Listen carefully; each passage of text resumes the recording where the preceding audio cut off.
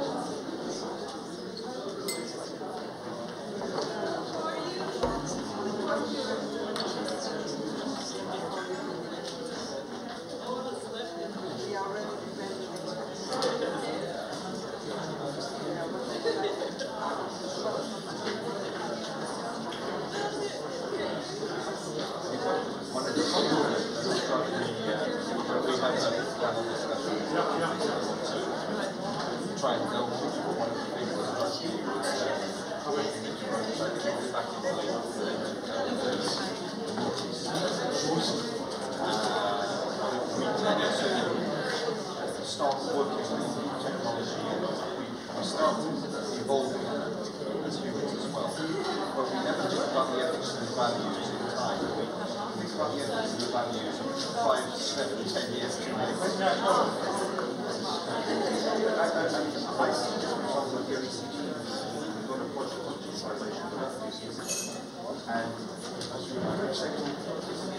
how do we address this piece of how human beings actually change? I think anthropology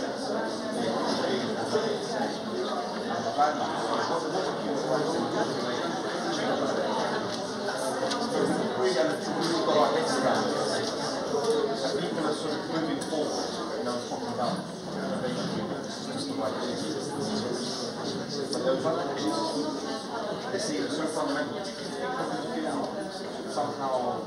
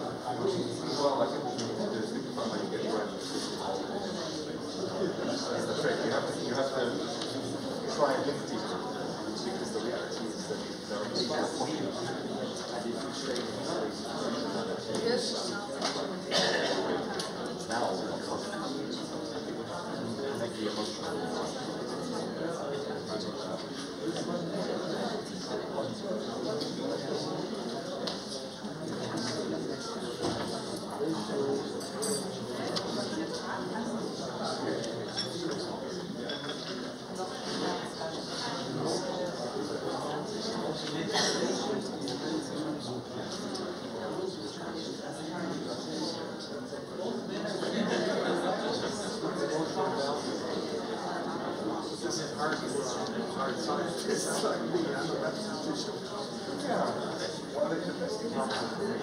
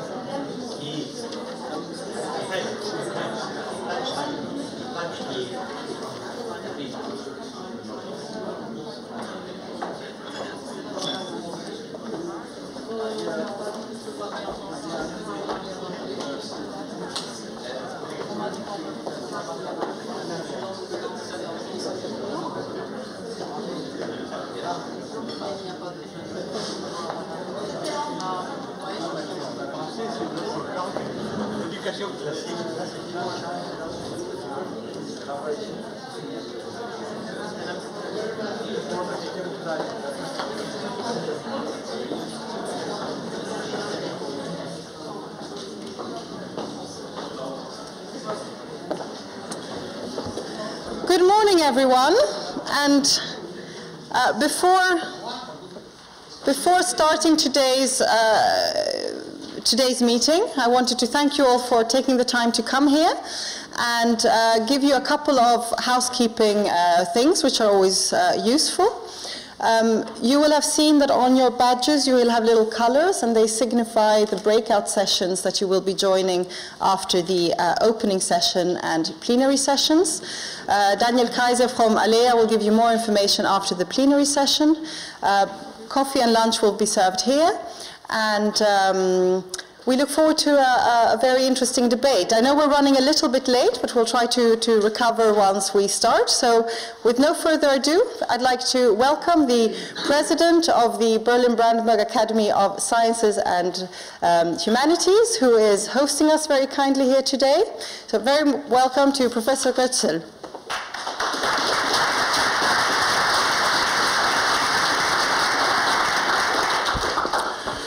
Chair President Valéry Giscard d'Estaing, dear Commissioner Maria Gabriel, caro collega Professor Antonio Loprieno, dear members of the European Parliament and members of parliaments of other states, dear chairs and members of the various working groups involved in today's activity, distinguished speakers, ladies and gentlemen.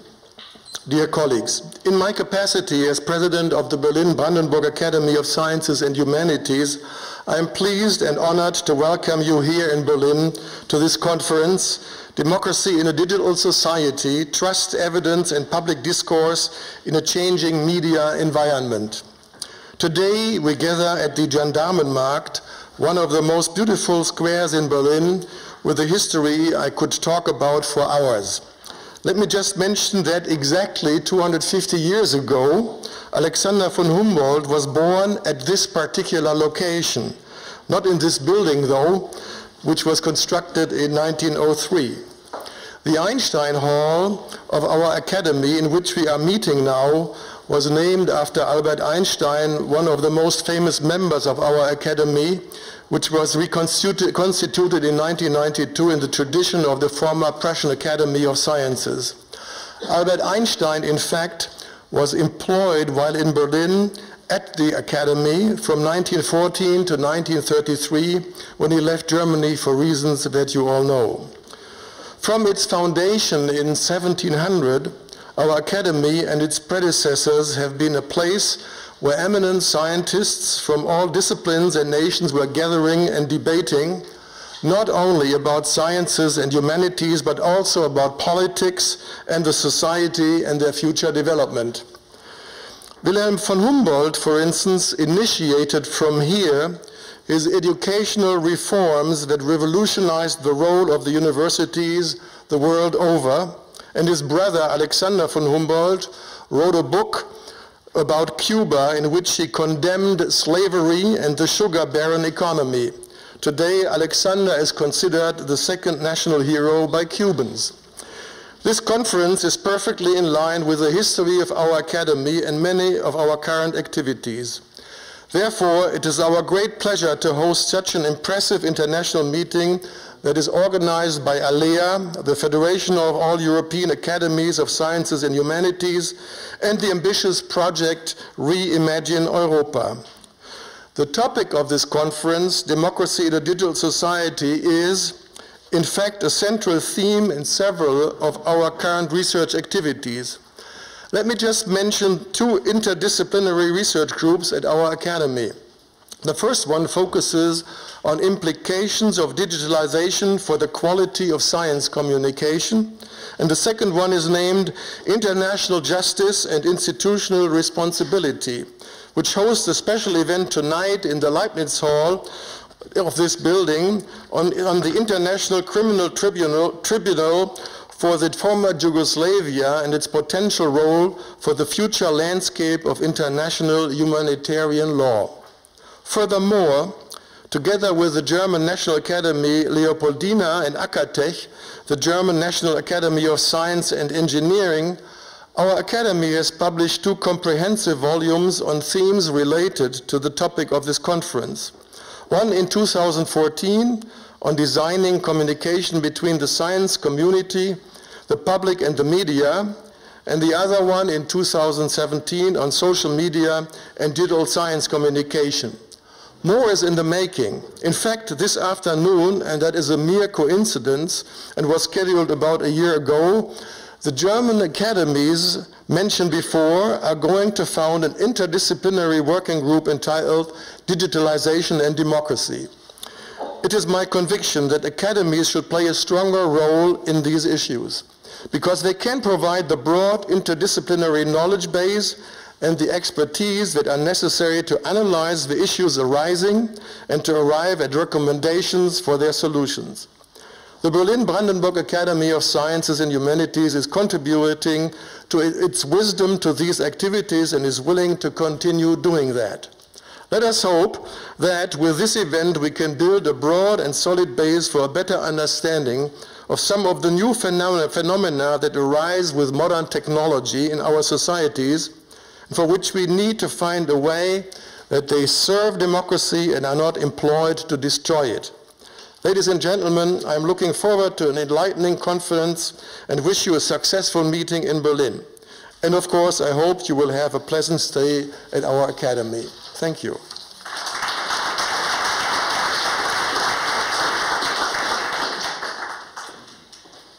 Thank you very much. And now the President of the All European Academies, President Antonio Loprieno.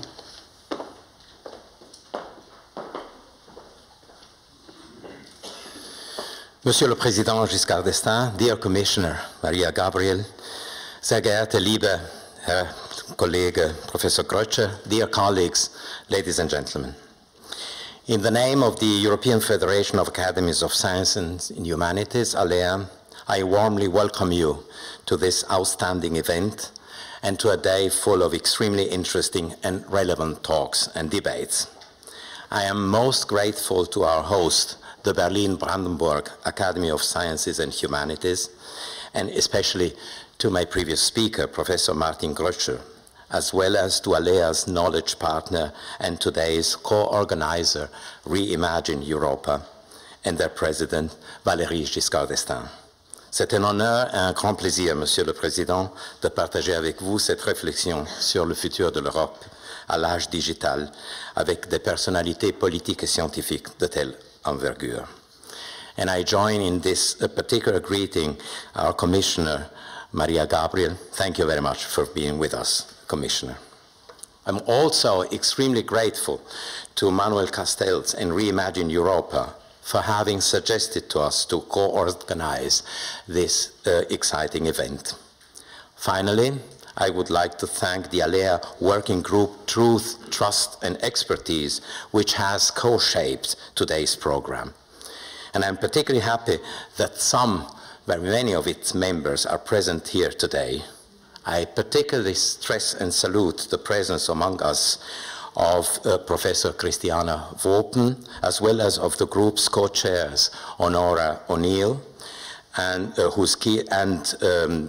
Ed North, whose keynotes we will have the pleasure of listening to today. Honora's keynote and Ed's chairing an afternoon session. By the way, the results of the conspicuous work of this working group of ours can be not only observed, but also read and owned because they lay out at the entrance of the room.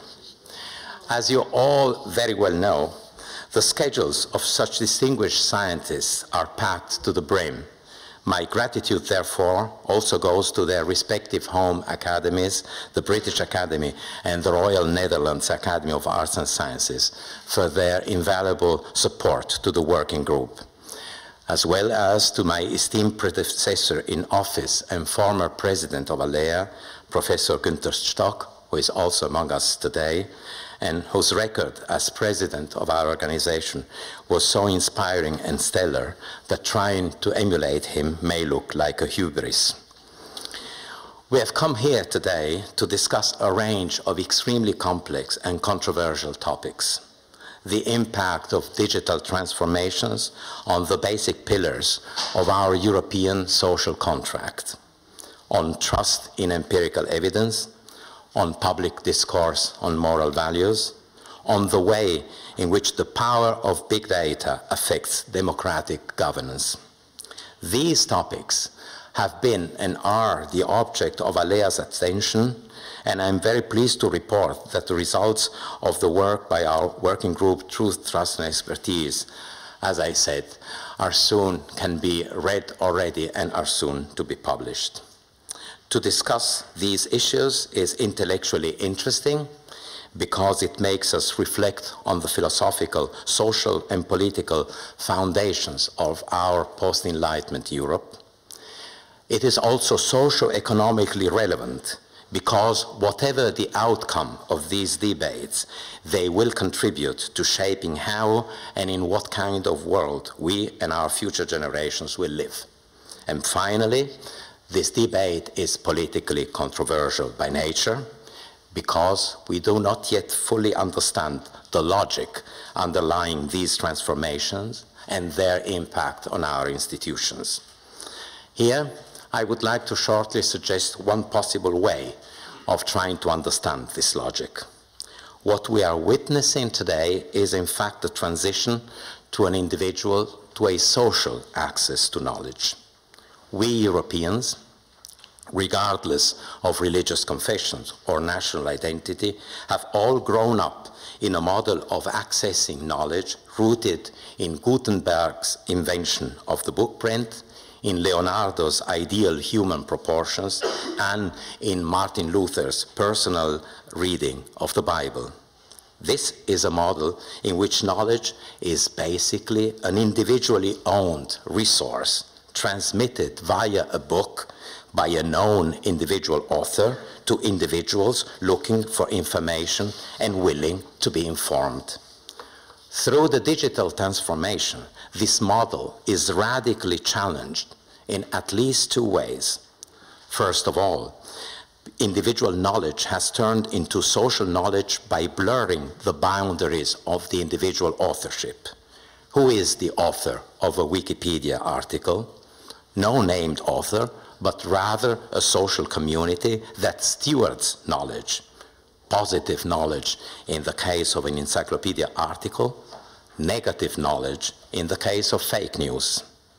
To take an example from my own field of expertise, Egyptology, the discovery of a new ancient Egyptian tomb can be sent into the ether just as quickly as the ultimate proof that the Great Pyramid was built by Martians.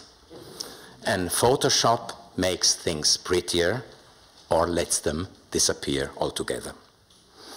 The second important feature of the digital access to knowledge, as opposed to the one that reigned hegemonic from the Renaissance to the postmodern age, is precisely that it is digital, that it is binary, black or white, right or wrong, thumb up or thumb down, like or dislike. The digital character of information provides fantastic opportunities. Let's just think of scientific simulation. But it is also the source of intellectual, social, and political dangers, because it may also overly simplify complex issues. A scientific article is rarely all right or all wrong, but rather more or less plausible. A reasonable political position is seldom all white or all black, far more frequently gray. Gray not in the sense of unimpressive, but gray in the sense of situated in between. The digital access to information makes us potentially better informed, but also potentially wholly uninformed. For this reason, and in collaboration with the British Society, ALLEA has decided to devote particular attention to the technical, legal, ethical, and intellectual aspects of data governance in Europe. We do this through a mechanism called SAPEA, Science Advice for Policy by European Academies, the platform which allows European academies, as we are, to contribute to the development of common European policies. And in this context, I particularly salute the presence among us of Commissioner Gabriel, whom we had the pleasure of hosting last year in Sofia on the occasion of the award of Madame de Staël Prize, although it is somewhat of a singularity, if not of an eccentricity, to speak of hosting in the case of a personality who is herself from the country in which we were supposed to host her. We hope that the topic of data governance will be of particular interest to her. Ladies and gentlemen, I thank you very much for having accepted our invitation to participate in today's debate. I thank you all for being here and contributing with your attention and with your creative intervention to our discussions. I wish us all an inspiring conference, and I hand over the floor to His Excellency, the President Valéry Giscard d'Estaing. Thank you.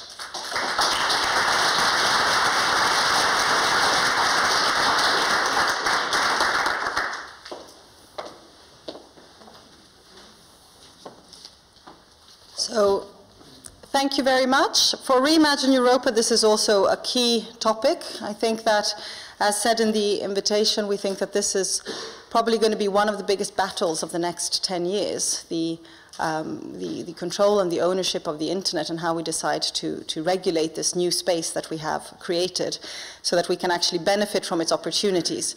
So to give a bit of introduction how Re-Imagine Europa views this, I would like to introduce our founder, our president, former president of France, and I don't think we need more introduction for all you have done for Europe.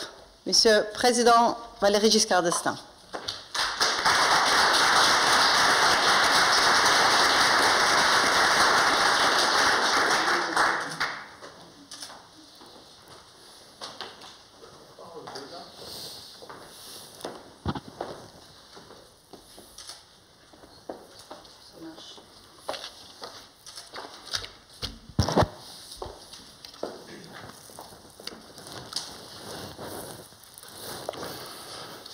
Mesdames, Messieurs, je suis incapable de parler la langue qu'a utilisée le président Gröschel. Je m'excuse.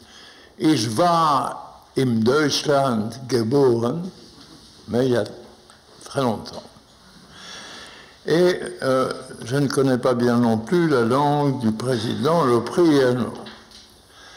Donc, je vais faire comme eux, je vais utiliser une tierce langue, la langue anglaise, et vous dire « Ladies and gentlemen ». It is with great joy that I am here today at this extremely timely conference,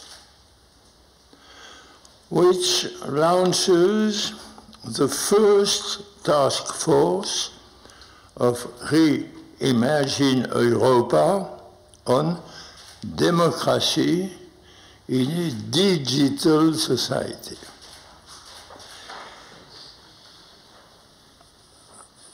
We are delighted to be able, not me, but Erika Widegren, we were delighted to be able to organize this event together with all European academies, and I would like to give a special thanks to President Loprieno and the whole ALLEA team for their support, and to the President Gröschel for hosting us here at the Berlin-Brandenburg Academy of Science and Humanities. All what I say will be expressed by one sentence, which is coming now.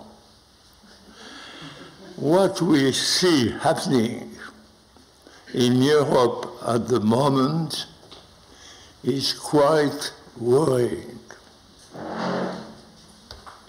Society is questioning itself, and the institutional system does not seem to be able to respond effectively to the concerns and frustrations of people.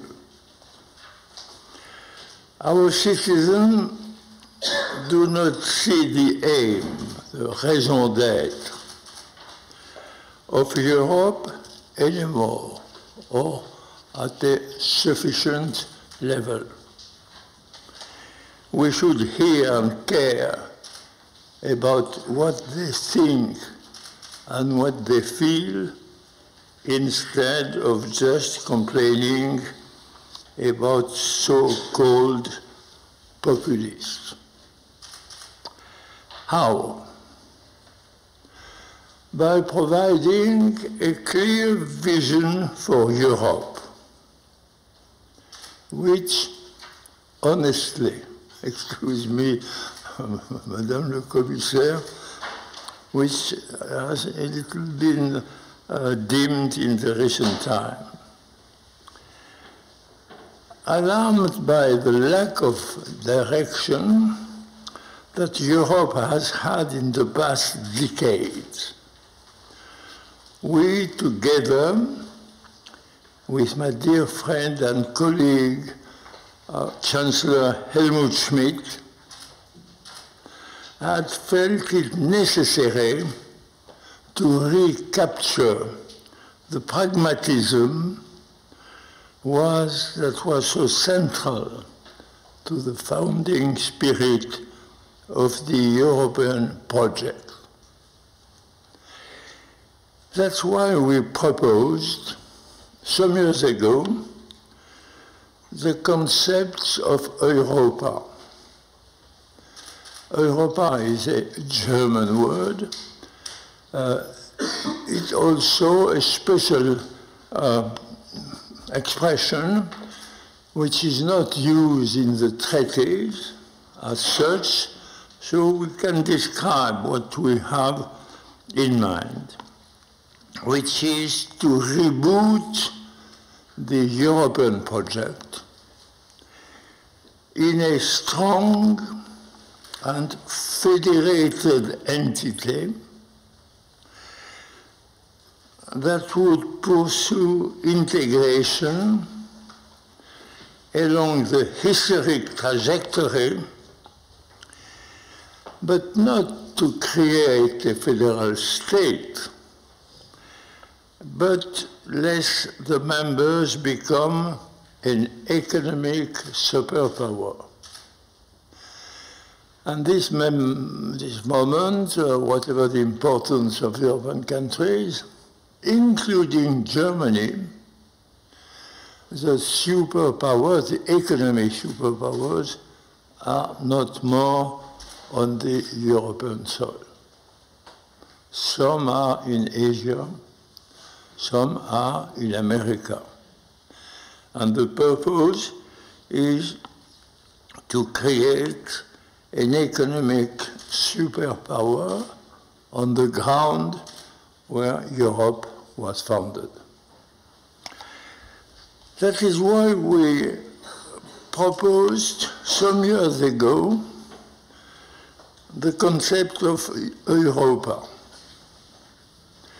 rebooting the European project, which was conceived, as you know, as a very modest project by the founding fathers, Schuman and Adenauer, in a strong and federated entity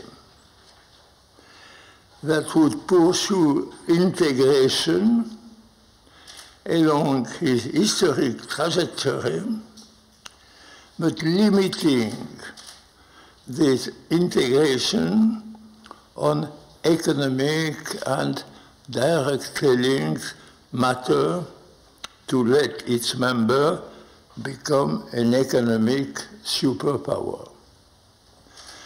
Here in Germany, you have the feeling that you are a member of an economic superpower, but probably it's not very accurate anymore. In the world of today, you have two main economic superpowers, the US and China.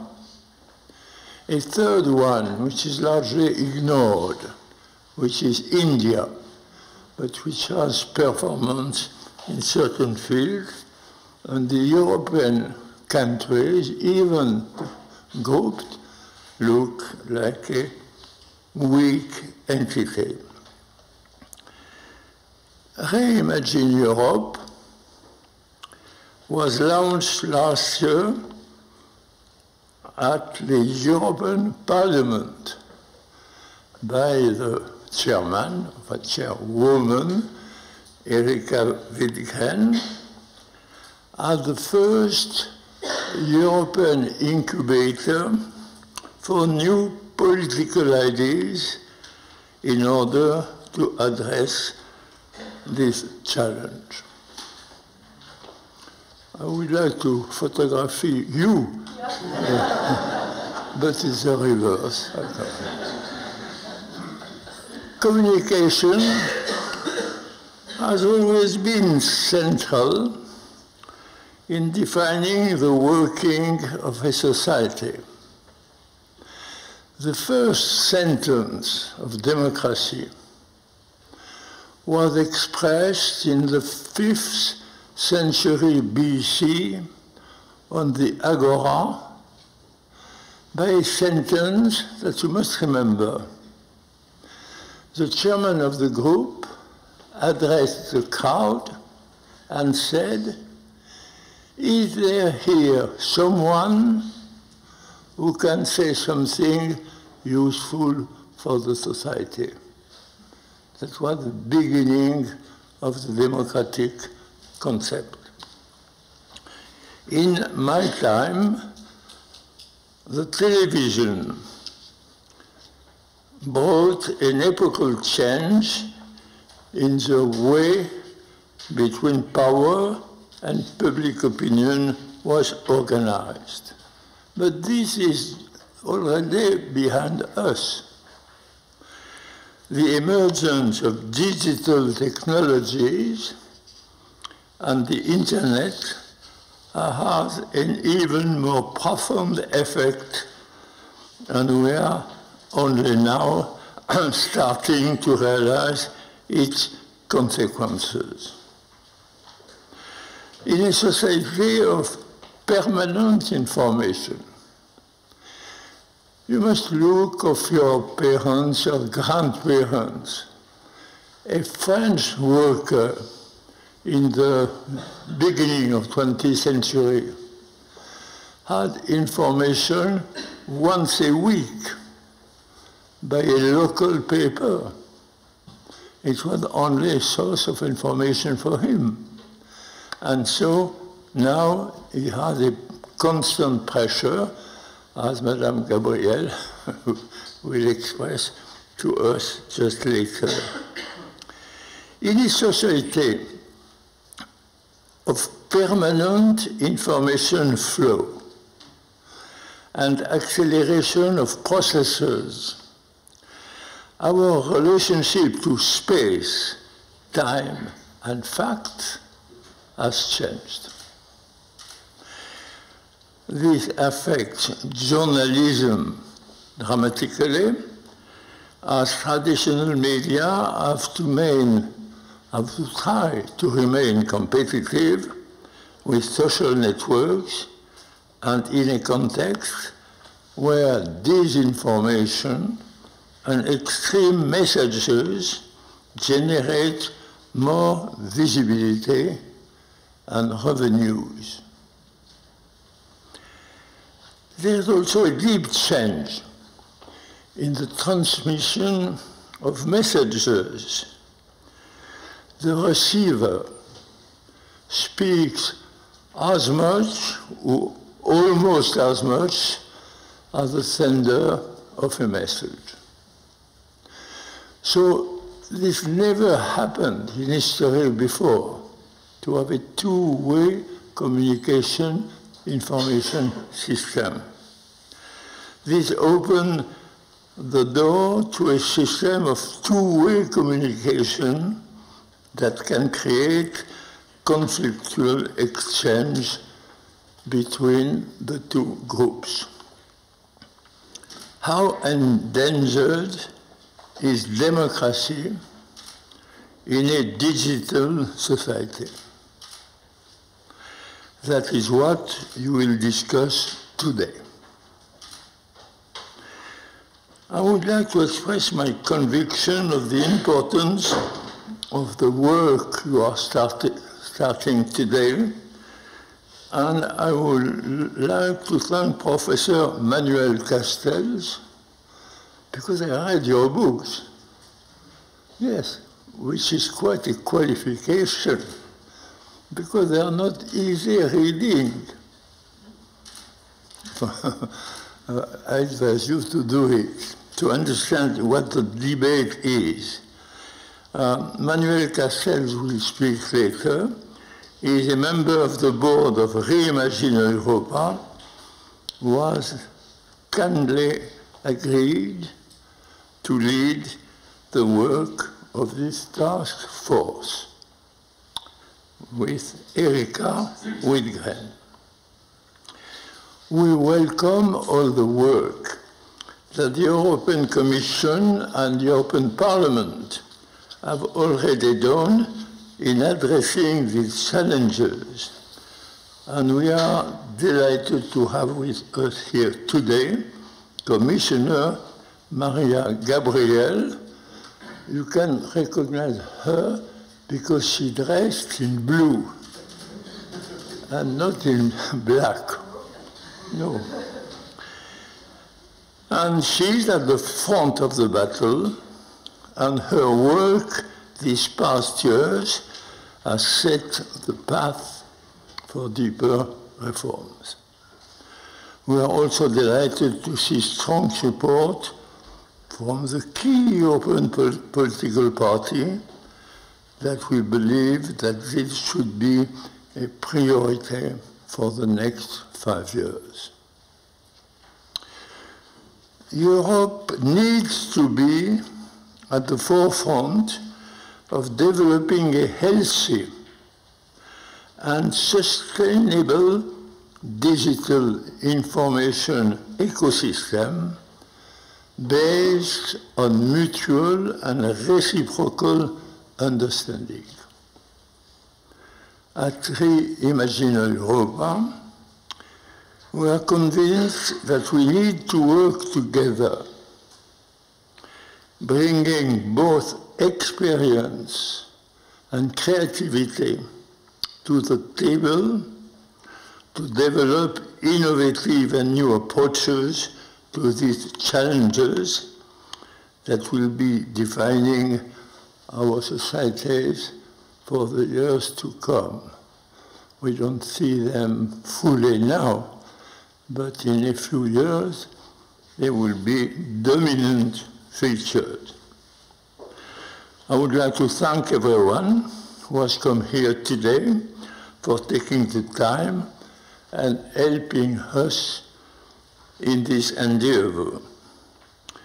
This will not be an easy task, but with all your experience and expertise, I am convinced that we can develop a shared roadmap.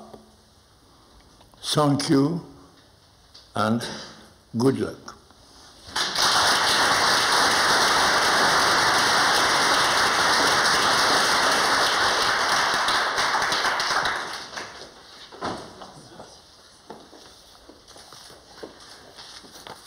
Thank you very much, Mr. President, for setting this ambitious way forward. It's my great pleasure now to introduce one of our key board members. He is, I would say, one of the most influential thinkers on this topic in the world, and I've had the great pleasure in the past month to be able to spend a lot of time to hear his opinion, his work that he's done, obviously both previously in the Network Society trilogy, and also communication power, but also most recent work on the European crises, as well as what is happening now in the relationship between society and their elected representatives. So it's my great pleasure to introduce Professor Manuel Castells.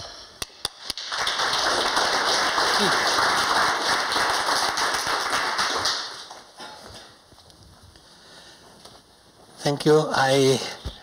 I feel honored to be with you here today, sharing some of the ideas resulting from my research.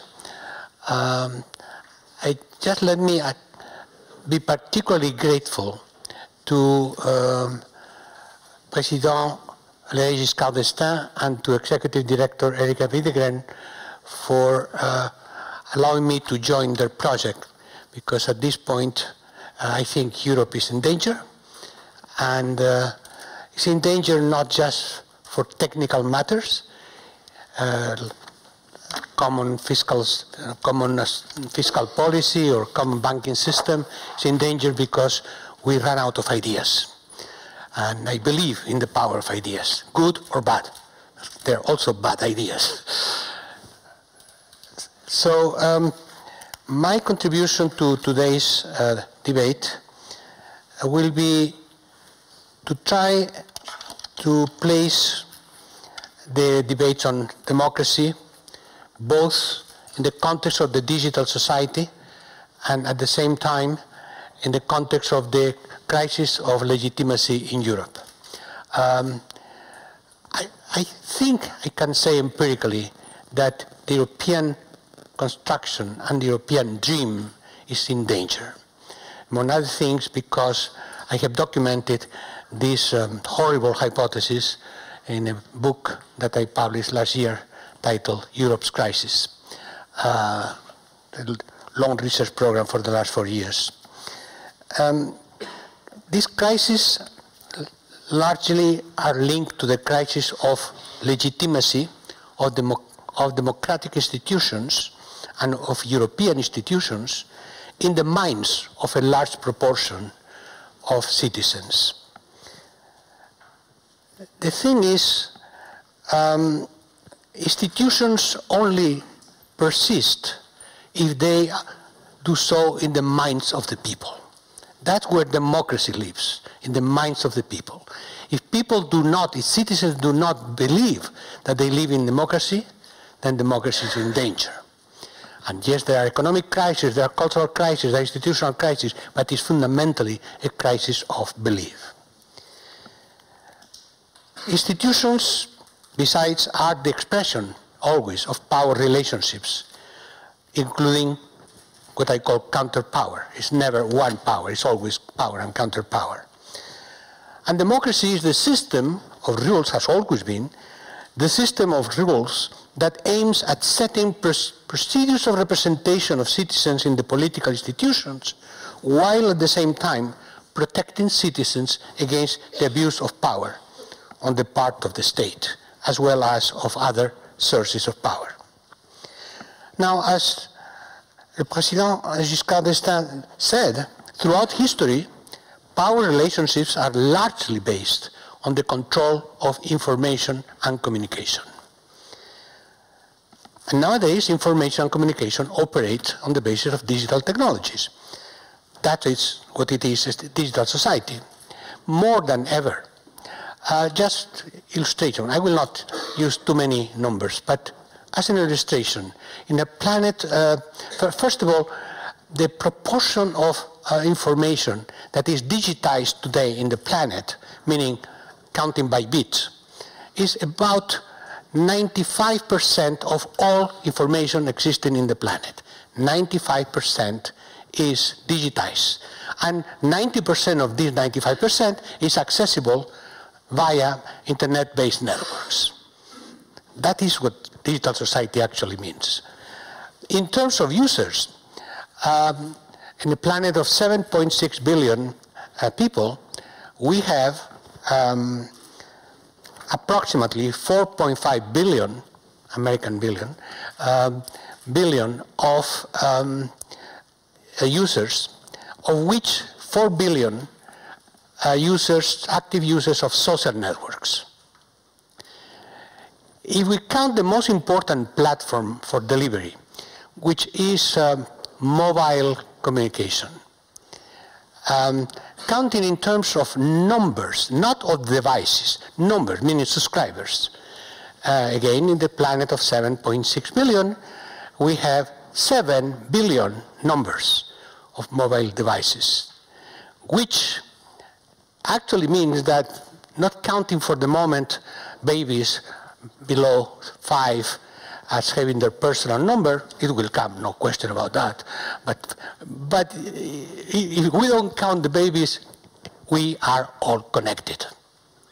And then different levels of quality, different levels of digitization, but we are all connecting, even in the depths of Africa, not every family, but every village. So, under these conditions, we have a paradoxical situation in which we have increasing control of information, because information is all these networks and in the keynotes of these networks. But at the same time, decreasing monopoly of mass communication. We control more information, but this information is more distributed. Precisely because the key factor in the centralized control of information is the capacity of information to be decentralized in terms of communication, because therefore everybody, we all communicate, we all are nodes of this communication network, and therefore those who control the information system have access to all our information. Okay? So, monopoly of information precisely because of decentralized communication. So all the discussions that we always had about the threats to democracy or the promise of democracy have to be literally replaced in the digital context. And I would say I will deal today here with three major issues that appear to be critical at that state, without exhausting the entire problematic. The first, state surveillance and the limits to liberty. The second, commercialization of communication and the limits to privacy. The third, the shift of power struggles to the dominant public space constituted by the digital social networks, enacted and practiced by strategies and procedures of misinformation and manipulation. The public space is largely the space of social networks. Most politicians still believe that the mass media is where the power is decided. Not at all. It's the power relationships are played out in the social networks. The study, the book I just published, under the title Rupture on the Crisis of Liberal Democracy, shows empirically how the election of Trump, Brexit, the election in France, all these different major political events had been decided not in the mass media, but in the social networks. Among other things, all the media were against Trump. Most important media in the UK were against Brexit. It doesn't matter. Social networks provide a different public space, a different platform, and this realization of this topic, only this, changes politics. But most politicians don't even know it. Let me then highlight some key issues briefly in each one of these issues.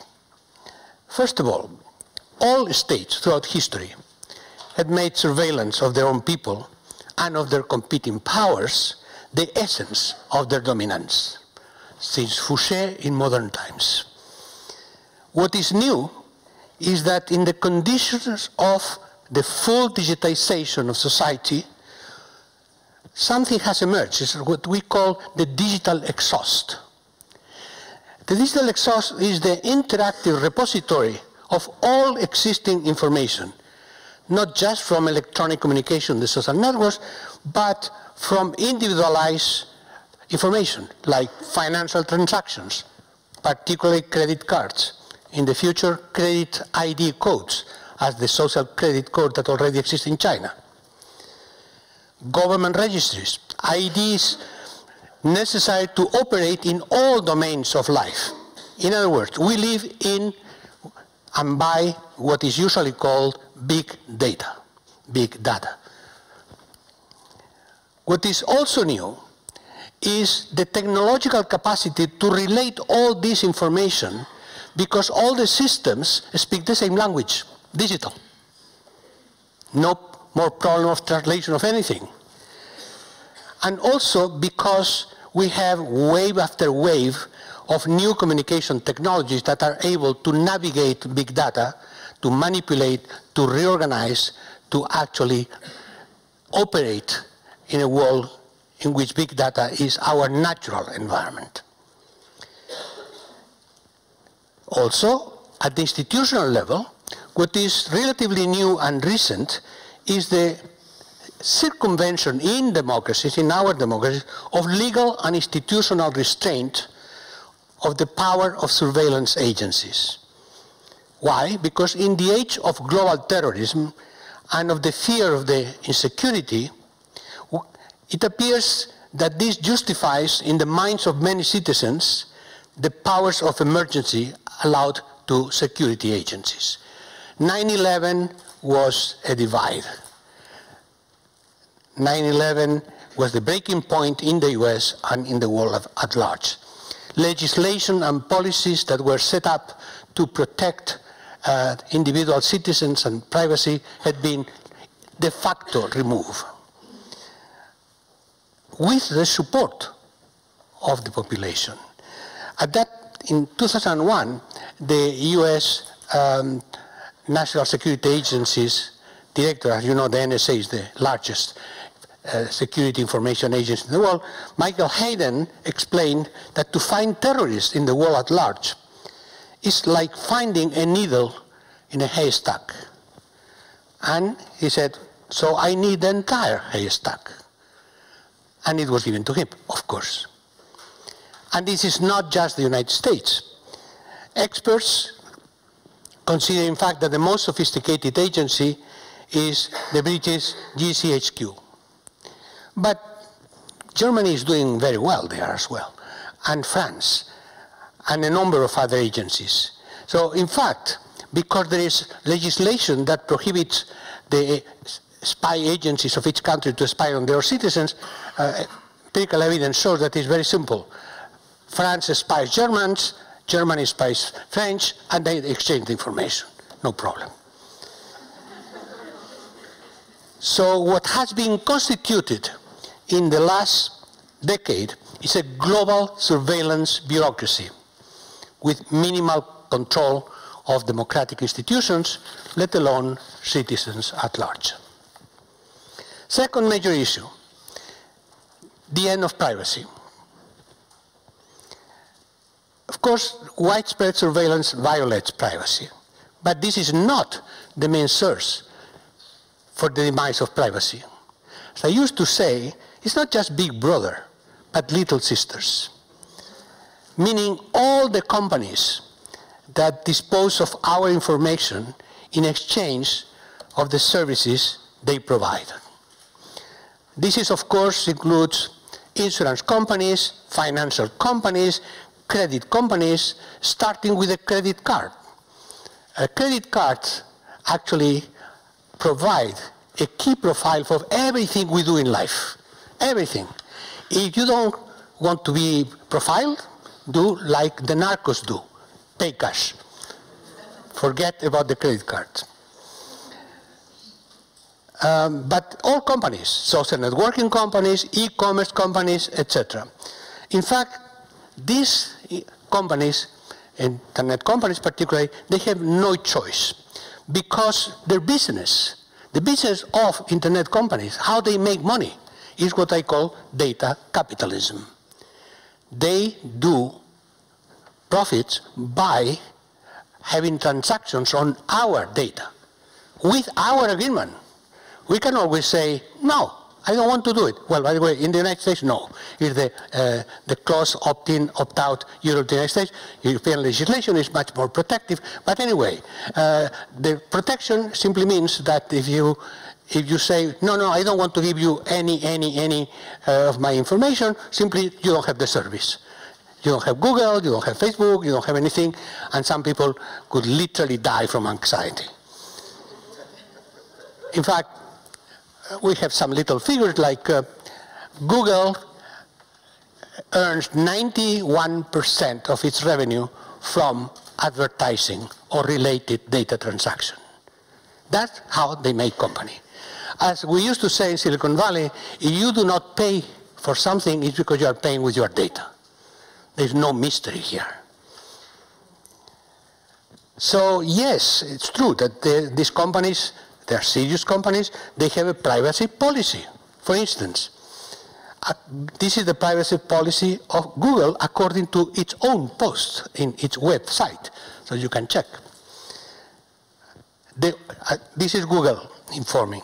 The only information that Google reserves the right to obtain and process from its users are name, address, locations, email, phone number, credit card number, search history, browsing habits, purchases, and selected contents of emails. Other than that, privacy is respected. There's no mistake here. In addition, there are, of course, complex interactions between governments and companies. On the one hand, companies, internet companies, digital companies, work under contract to provide technology and analysis, and on occasions at more iffy data on their users under a request that they find justified. On the other hand, they claim independence because they cannot project the image that giving your data to a company is the same thing that giving it to the government, because then people would start being a little bit more careful. And then remember, the most important thing for companies is traffic, is that people go into their networks. So this is an ambiguous relationship, and that's why in some cases, particularly Facebook and Zuckerberg, have launched campaigns to be protected against government interference in selecting data. Because depending on what they do, millions of users could be moving to alternative networks. That's one of the myths, that there is no alternative to Facebook, let's say. It's not true. It's just easier. You are not going to start looking for a more complicated company, but literally millions, hundreds of millions of users, for instance, just to give you an example, are moving to networks with stronger encryption and greater independence, such as going from WhatsApp to Telegram. So if it would be a crisis of confidence in the social networks as they are, it's not so difficult to start a social network in the internet. What is difficult is to provide the services, is to attract more people. Remember, the key notion is the value of a network increases exponentially n-1 with the number of nodes in the network. And therefore, the critical thing is how you attract enough users for their use to create the value of the network. So the feeling of vulnerability vis-à-vis agencies and companies is increasing the distrust of people at large. Yet, everybody continues to use the digital social networks, even to criticize and challenge the companies that provide the social networks, because this is the fundamental public space of our age. Third issue, the struggle for the public mind in digital social networks. And here is a dramatic debate between, on the one hand, the promise of grassroots democracy, on the other hand, the dangers of misinformation and manipulation. Both are there and both are inevitable, and there is no way we can ignore them. The issue is what we do with that, but we cannot alter the reality. First of all, there has been a widespread hope everywhere of free expression and direct democracy, disintermediating the control of media by government or corporations. Throughout history, the mass media of any kind had been controlled either by governments or by companies of great financial power. For the first time in history, this is not true anymore. Both controls can be disintermediated by citizens themselves on the basis of social networks. You can reach anyone from anywhere, anytime. So that was wonderful, right?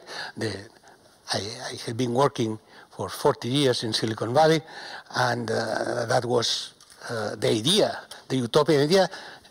The Agora, Monsieur le Président, the Agora, at the global level, all free to say everything. Precisely. We always think that this wonderful democracy of blue-eyed, good-intentioned people. No, we are very bad people very often. So, yes, the internet is full of promises of democracy, is full of proposals to direct governance, but it's also full of sexist, Nazist, racist, homophobic. They're full of who we are. actually, for me, the most important quality of the internet, that this is a fantastic mirror for us to look in that mirror and see who we are effectively in both ways. So yes, disintermediation, yes, democracy, but democracy for everybody, even for the people who I think don't deserve democracy, but democracy is indivisible. Furthermore, the powers that be of all grounds are now able to intervene actively and manipulate the process of public deliberation. This is what, literally speaking clearly, Russia has done in the Western democracies, already demonstrated in the case of the United States, probably in the case of the last election in France, although they were not very successful, probably didn't allow as much budget to France as for the United States.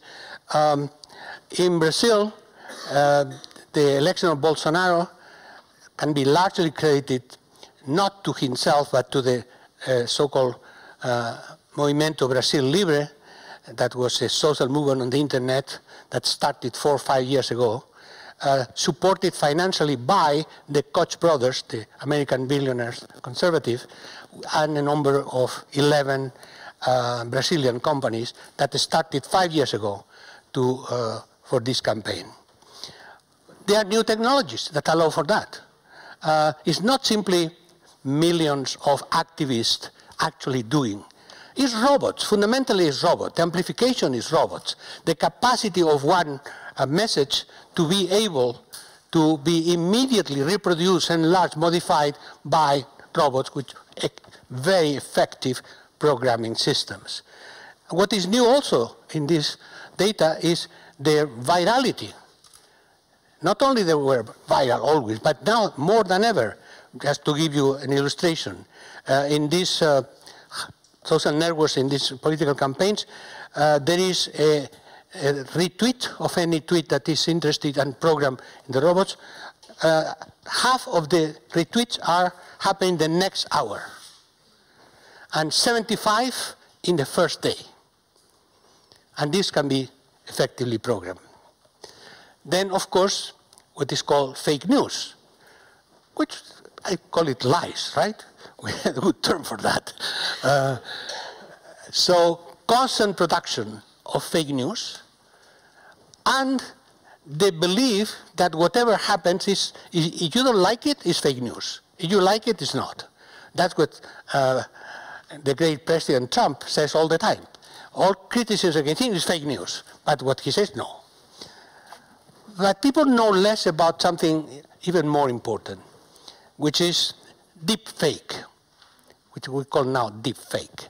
Deep fake is a much more sophisticated way to propagate misleading information. Meaning, in the case of Brazil, for instance, that was widely used, you actually see Lula acting and saying something that he never did in a context that he was never there. It's completely fictitious. It's created virtually.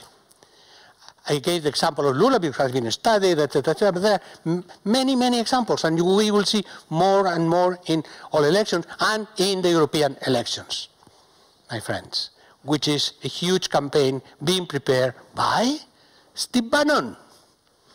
Steve Bannon, the key advisor of Trump winning the election in August, is nicely established.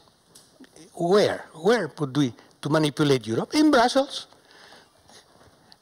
hosted by the extreme right Flemish nationalists, and creating a foundation, the movement, which has made explicit alliance, explicit I say, not implicit, with Matteo Salvini, with Viktor Orban, and you can have the list of the usual suspects who have explicitly declared we are with this foundation. And the latest news, the Vatican. But not the Pope, the opposition to the Vatican.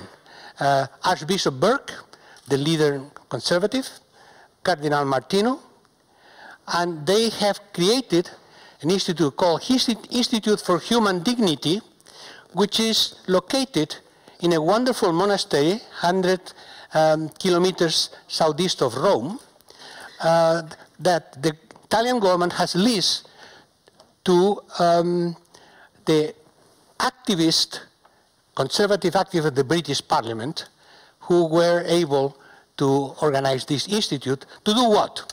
To train cadre activists, both against the Pope and against the European Union. 200 per year, starting next year. Who is designing the program and selecting the activists? Steve Bannon. There is an international of destruction being set up around the world, from Brazil to Brussels to the United States. I don't like conspiracy theory, but conspiracies do exist sometimes. And the key tactics for this is training all these activists to manipulate social networks. Bannon cannot intervene in the European elections because donations, in terms of money, because donations, foreign donations are forbidden. However, he can convey the experience, the training, the contacts about how to manipulate social networks as the key tactics. And here, by the way, the role of YouTube is critical, because if you see it, it's true, right? Video is the key. And the other thing is what was largely used in the Brazilian elections, what is called group targeting. The Brazilian elections was a preparation of what's going to happen in Europe, which is concentrating on whatever social networks is most popular in every country, which increasingly in terms of connection is WhatsApp. And WhatsApp groups are particularly keen to that type of intervention. So what they did in Brazil is to classify people from Bolsonaro campaign, classify the groups in WhatsApp in 3 categories. One category for Bolsonaro, another category for Haddad, Lula, and third, neutral. And they changed the specific manipulated messages and deep fake news for each one of the groups. So that in the case they were for Bolsonaro, they would actually propagate information that would give them the arguments. In the case of groups that were for Lula, they would develop the arguments that would undermine the legitimacy, the credibility, the values that they were supposed to defend. And in the case of the so-called neutral groups, massive campaign showing all the bad things that the PT, the Labour Party in Brazil, have done in the past. Now, this is, politics is not reduced to that, naturally. There's still what parties do, what politicians do, what happens in society, how people think. But given a content, given a situation, the ability to twist the messages one way or another, the way to provide the visual evidence to what people want to believe is essential. Remember one key thing in terms of the discovery of media research for many years. People behave emotionally, not rationally. This has been demonstrated by neuroscience, at least for the political neuroscience particularly, at least for the last 10 years. Even us, we tend to, even us, not to believe what we don't want to believe, in the personal life and in the political life. And among other things, people watch the TV news or read the newspapers that they know they're going to agree with. People relate to the media to be confirmed, not to be informed.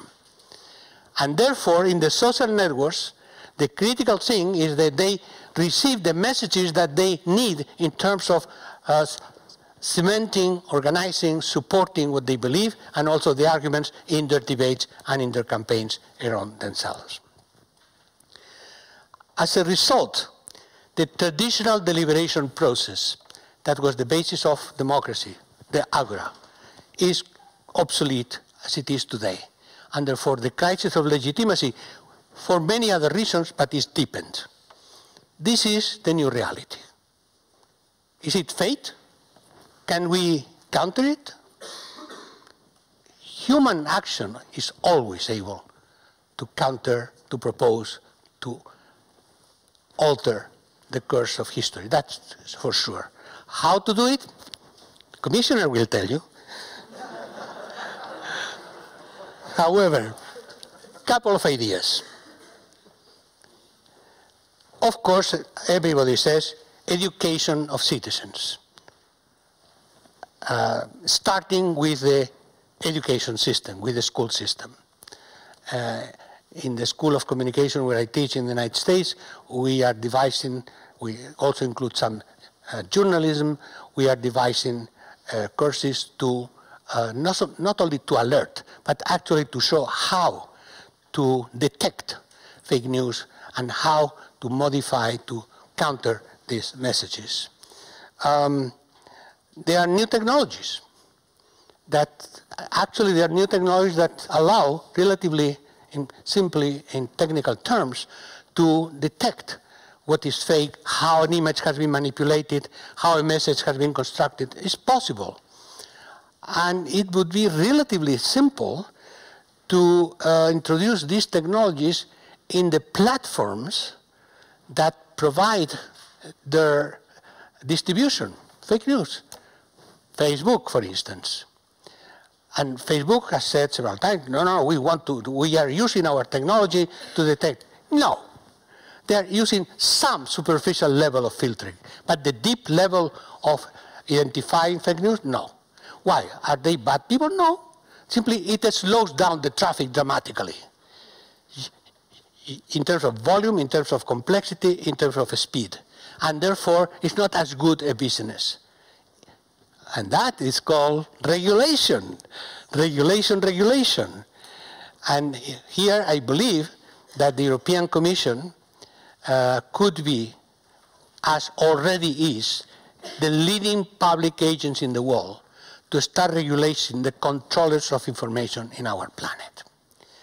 As you know, they are lobbying dramatically against this, spending billions, not millions, but billions in making sure that the commissioner doesn't get her way, and the other commissioner, the competition commissioner. But that is absolutely critical. I was talking to a colleague a moment ago, and I think we agree that it's critical that the ability to, at least the ability to make the platforms, meaning the internet companies, responsible for content should be equivalent to the newspaper, to television and radio companies that are responsible. Because the notion now is that Google, Facebook say, no, we distribute information, we don't do anything with the information. I'm sorry, if you distribute information that is fake or offensive or aggressive, and you have not used the technologies that it make possible to interrupt the flow, then you are responsible as well.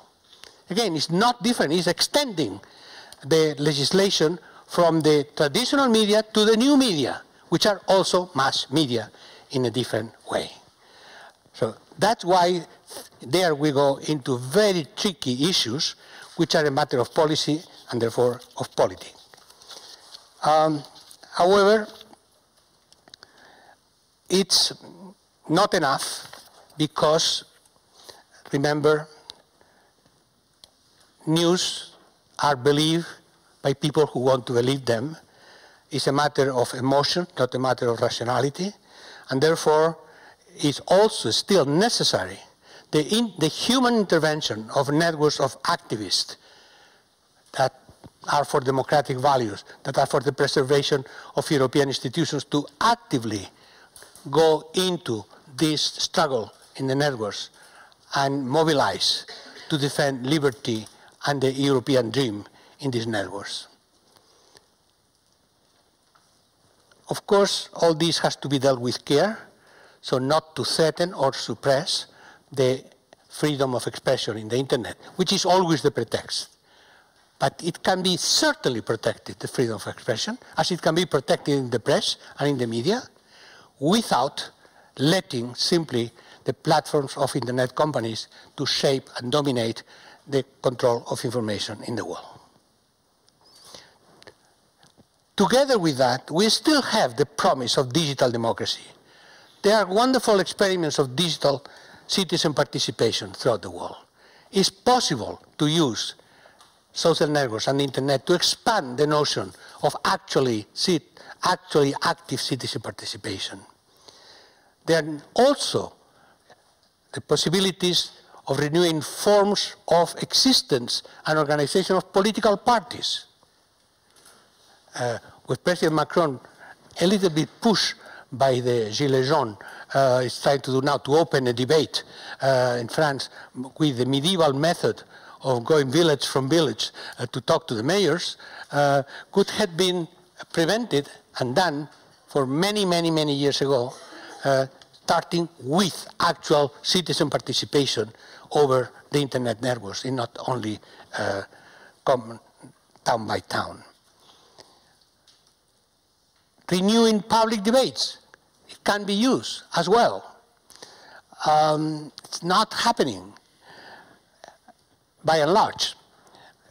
Years ago, and I will be finished with that, years ago I was working with Commissioner and Vice President of the European Commission, Margot Wallström, collaborating with her in writing the white paper on citizen participation in Europe. And on the one hand, the content of the white paper, her ideas, was wonderful. But the ability for the European Commission to actually disseminate, distribute debate in Europe was nil, frankly. So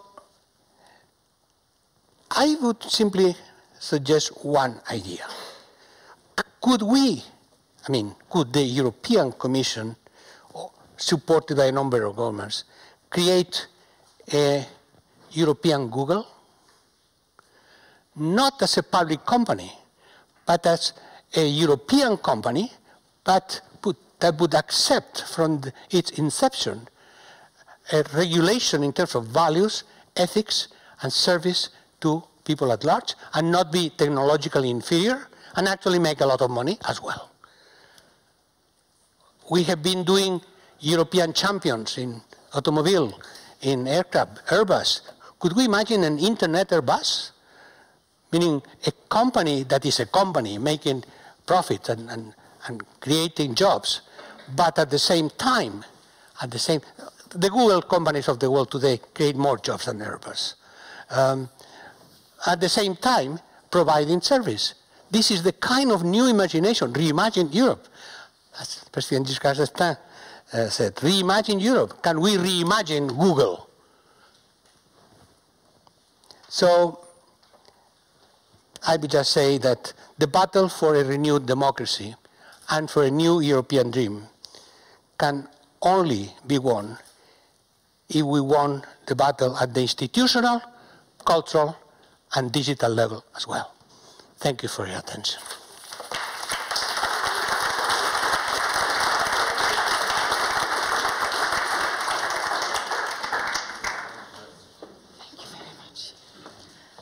Well, thank you very much, and I agree that if the internet is a mirror of society, we have reason to be concerned. As you mentioned, perceived reality is reality, and so I would like to take the suggestion to pretend that it's not 11:09, but it's actually half an hour earlier, so that we just...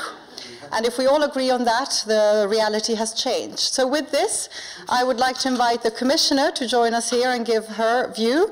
Professor Castell launched a very big challenge. So we'd be very happy to hear how you view the European approach. Thank you.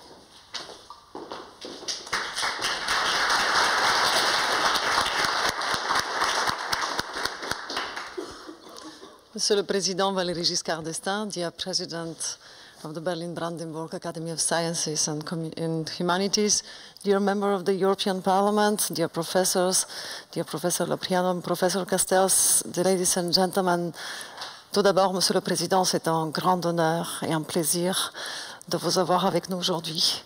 Cela donne de la force, parce que je suis un Européen convaincu, mais avec votre contribution à l'Europe, on peut voir que défendre les valeurs européennes, c'est une des missions les plus nobles qui durent toute une vie.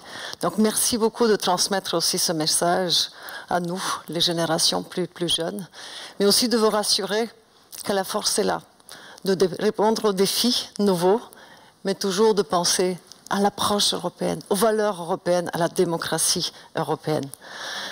I will switch in English now. So thank you very much, ladies and gentlemen, Professor Castells. That was great, your presentation, because first of all, in the European Commission, we are aware of all those challenges. And that's why, when I took office as a commissioner 1.5 years ago, my first effort, it was really to give more visibility of our European approach. Today, it's clear we are not China, we are not United States. We have something unique in our European approach to tackle those digital challenges. It's our values. It's our human on command approach. And my first message is that one. So today we all know that globalization has opened up challenges resulting in increasing polarization, not only at geopolitical level, but also at the very heart of our modern societies, faced with the necessity to adapt to change. In periods of doubts, more than ever, it makes sense to remember who we are, because we can take pride in our European identity. We too much often are only here in only to criticize, in only to underline our weaknesses. But we have our assets, we have our strengths. I think about the excellence of our researchers, I think about our industries. Yes, maybe we lost the battle of B2C, but we have our leadership in B2B. So for me, what is really important is to preserve those assets, to remember very well that the democracy is the approach that we choose to manage all together the decisions that goes beyond us. And as a vibrating echo to the Enlightenment philosophy, and in particular to the theory of political and general will of Jacques Rousseau, we still trust that implying all citizens in the making of the common decision adds value. So for me, the second message is that we are stronger together. Solidarity allows overcoming and turning challenges into opportunities.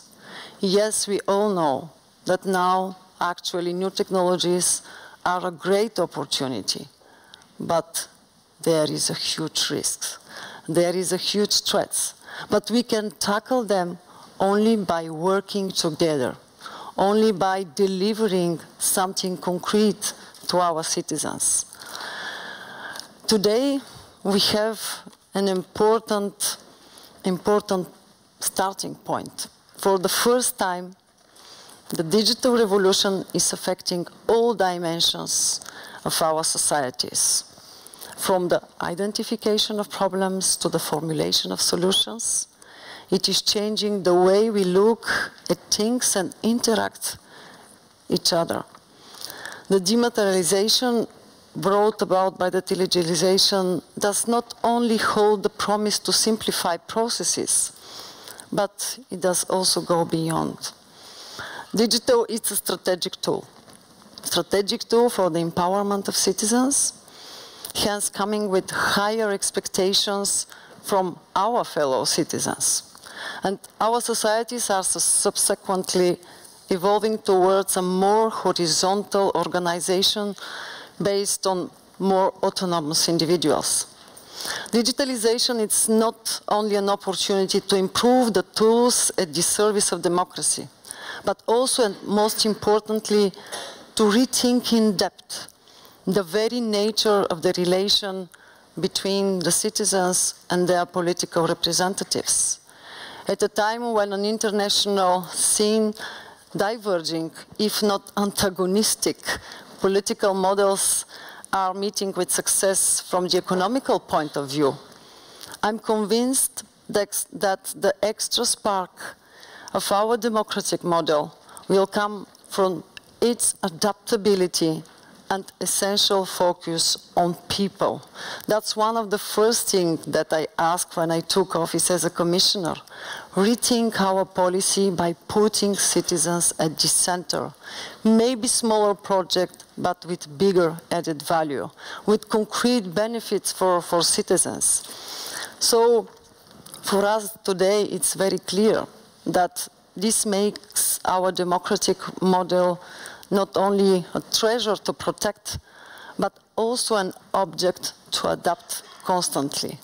And new technologies are here not only by inviting us to do so, but to make us more innovative. And I fully believe that we are capable to do it as Europeans. So our European approach aims at implementing on different shades on political action. Our approach is to have this calibrated mix of regulation and operational actions chosen not only on efficiency criteria, but above all in line with our common values. Our relentless efforts focus to build a reliable, fair, transparent, and proportionate framework that allows citizens to come up with and develop innovative ideas for personal, corporate, or policy choices without facing the excessive constraints of burdensome regulation. In line with our motto, United in Diversity, we Europeans come from different countries and traditions. We are hence blessed with a unique richness of background beliefs and political opinions that is our European DNA. But there is one shared principle by which we all stand. Our open democratic societies are based on public debates, supported by trustworthy information. That is the very condition for citizens to express their will through free and fair political processes. I had the pleasure to teach students a few years ago, and my teachers cannot resist to call in the theory of sovereignty, which presides to our practice on the representative democracy. In fact, while our sovereignty belongs to the people, which is the very principle of democracy, I'm deeply convinced that public debate, ahead of the choices of the representatives, it's a decisive step, not only to form, but to add value to the public opinion. To put it simply, the process by which we place our trust in our representatives is instrumental to the quality of the choices in our democracy. That's why thank you very much, because your contribution is crucial. Yes, there is a lot of critics, and I receive them. That's why this conference, it's a concrete step in order to show how we can renew this public debate, how we can strengthen the participation of all actors involved in this process.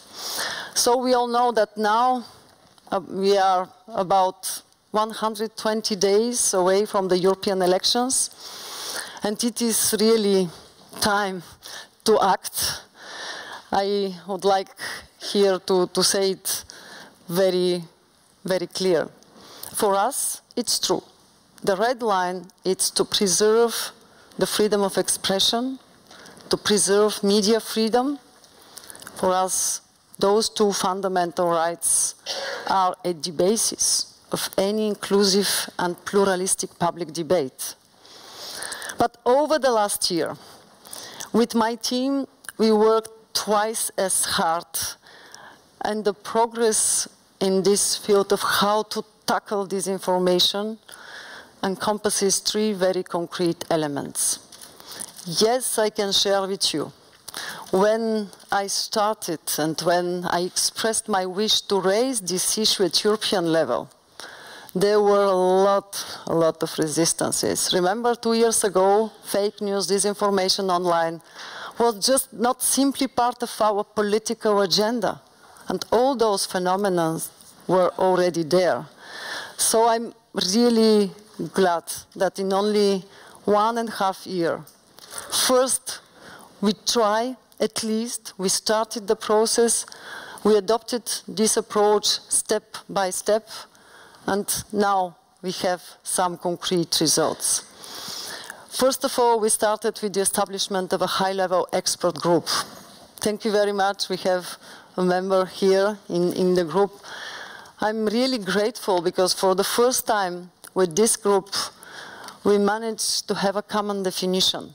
How to regulate, how to make a legislative proposal, how to take common action if we don't have common definition of the problem. So that was, for me, a very important point.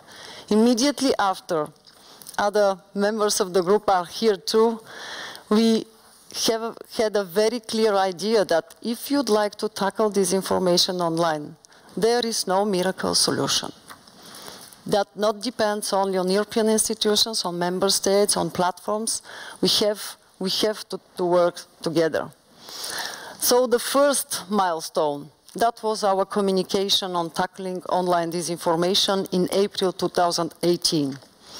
I'm attached to the fact that this document has outlined a distinctive European approach. It crucially sets a baseline of principles for our action. 4 key elements: transparency, diversity, credibility, inclusiveness. It sets the political mix in line with our values, including self-regulatory tools, but I will explain what is my position on these tools.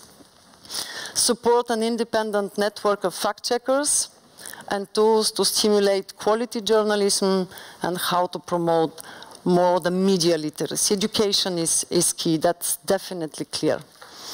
So in this communication, we really try to address our concerns, to tackle the problem from as many angles as possible, and to use our resources to the best, which naturally leads us to search for synergies, because the fragmentation is huge, actually. That's why we would like, before the end of this commission, to put a solid base, to establish a solid base of a digital single market. How to use all those data if we don't have free flow of personal and non-personal data is done just a few weeks ago. For us, it was very, very important to have some common actions in the field of research, in the field of cybersecurity. In one sentence, the Commission, in this communication, has paved the way for a European action in the field of disinformation and acted as a strong incentive for the sector to take urgent measures. In parallel, I would like really to touch a little bit here the topic of cybersecurity. You talk about privacy, Professor. But for me, it's really important that from September 2017 to December 2018, we achieved a lot. And for us, the electoral process has really to be protected via better coordination with our cybersecurity authorities. That's why for the next European elections, we have a very clear proposal. For the first time, the national authorities for the protection of personal data will work together closely every day with the national electoral commissions. And if some data of users, consumers, citizens should be used, the first, that's the consent of users. In our proposal, we said it very clearly. if political parties, if third parties would like to use the data of our citizens, they have to obtain first the consent. And we already proposed this. The European Parliament is advancing very well. It's up to member states to speed the process, because that will, for example, prevent phenomenon like this group targeting, because without the consent of citizens for their data, it will be not so much possible to use at least some oldest technologies. So for us, it's one of the key aspects. The second milestone, that was the Code of Good Practice on online disinformation.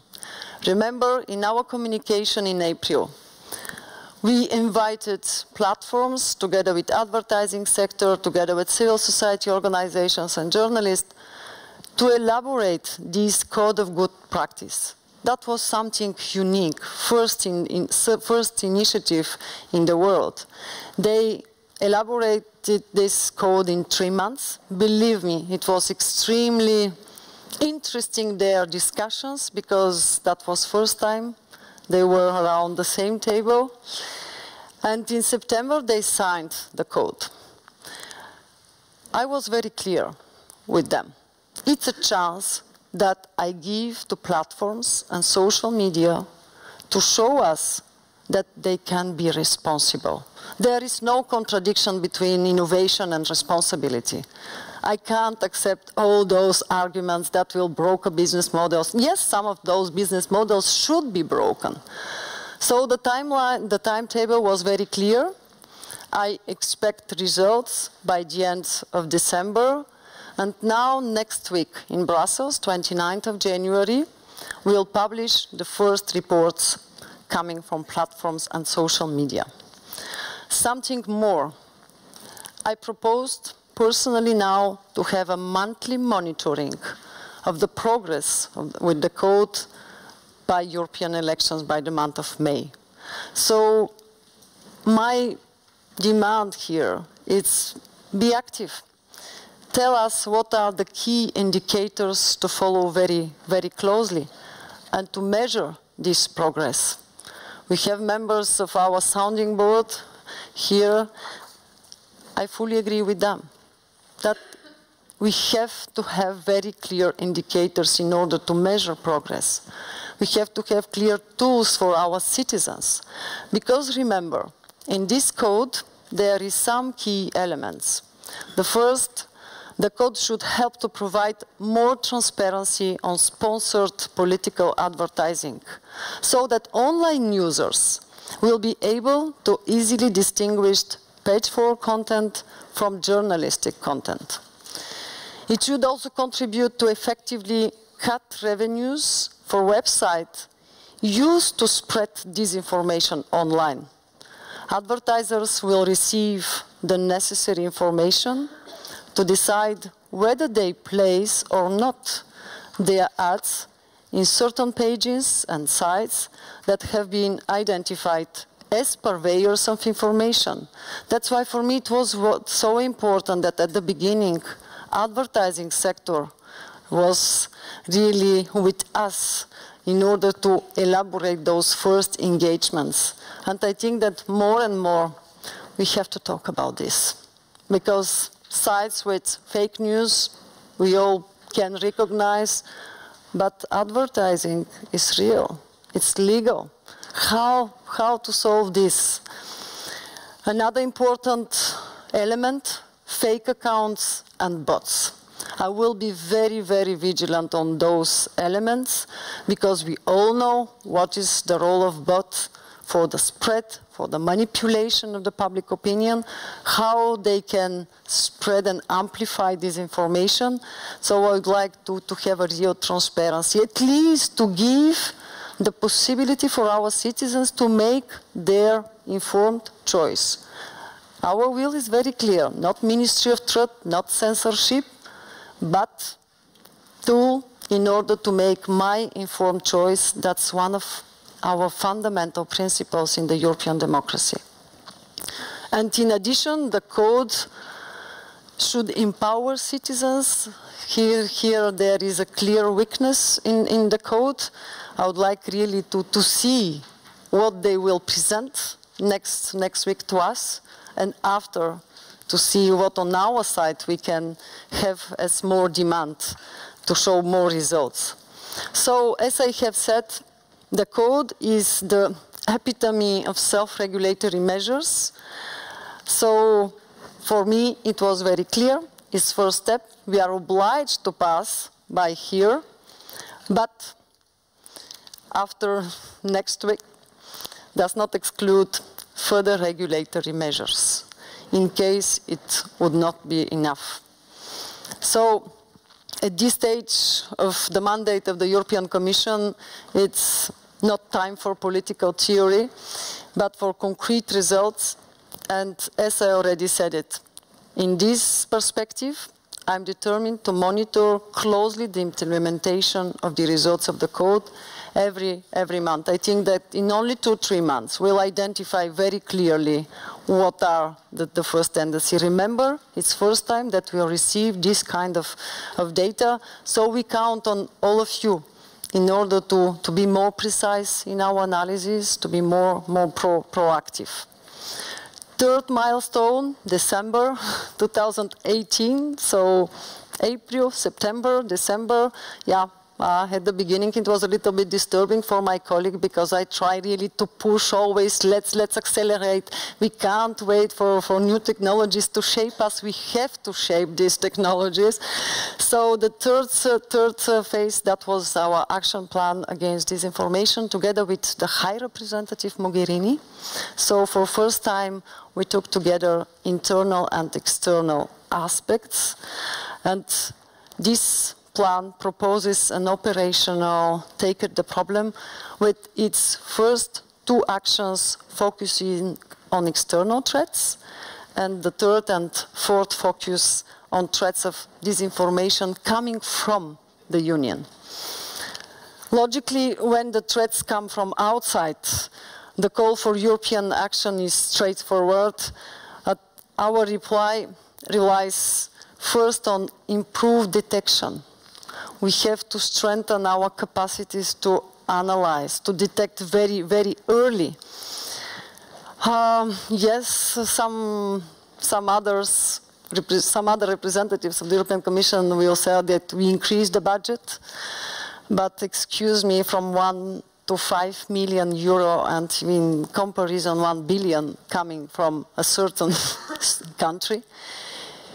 I think that here we have something more to do. That's why, for example, in the new Creative Europe program, I proposed 61 million euro in order to tackle disinformation, to help our journalists to produce more quality information, because we all know fake news will not disappear, but we can dilute them.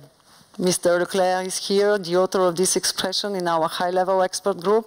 We can give more visibility to the quality information. At the same time, more coordinated action. Okay, that's why we decided together with member states, and by the way, we don't have time, we received only 3 notifications from December. We would like to establish a rapid system alert, which will be set up amongst the European institutions and the member states to bring the sharing of data to the next level, as well providing alerts in real time. That's something that we don't have at this moment. And as I already told you, 3 member states in 1.5 months. So I hope really that member states will respect the timeline in March to have this rapid system alert and to do something together for these European elections.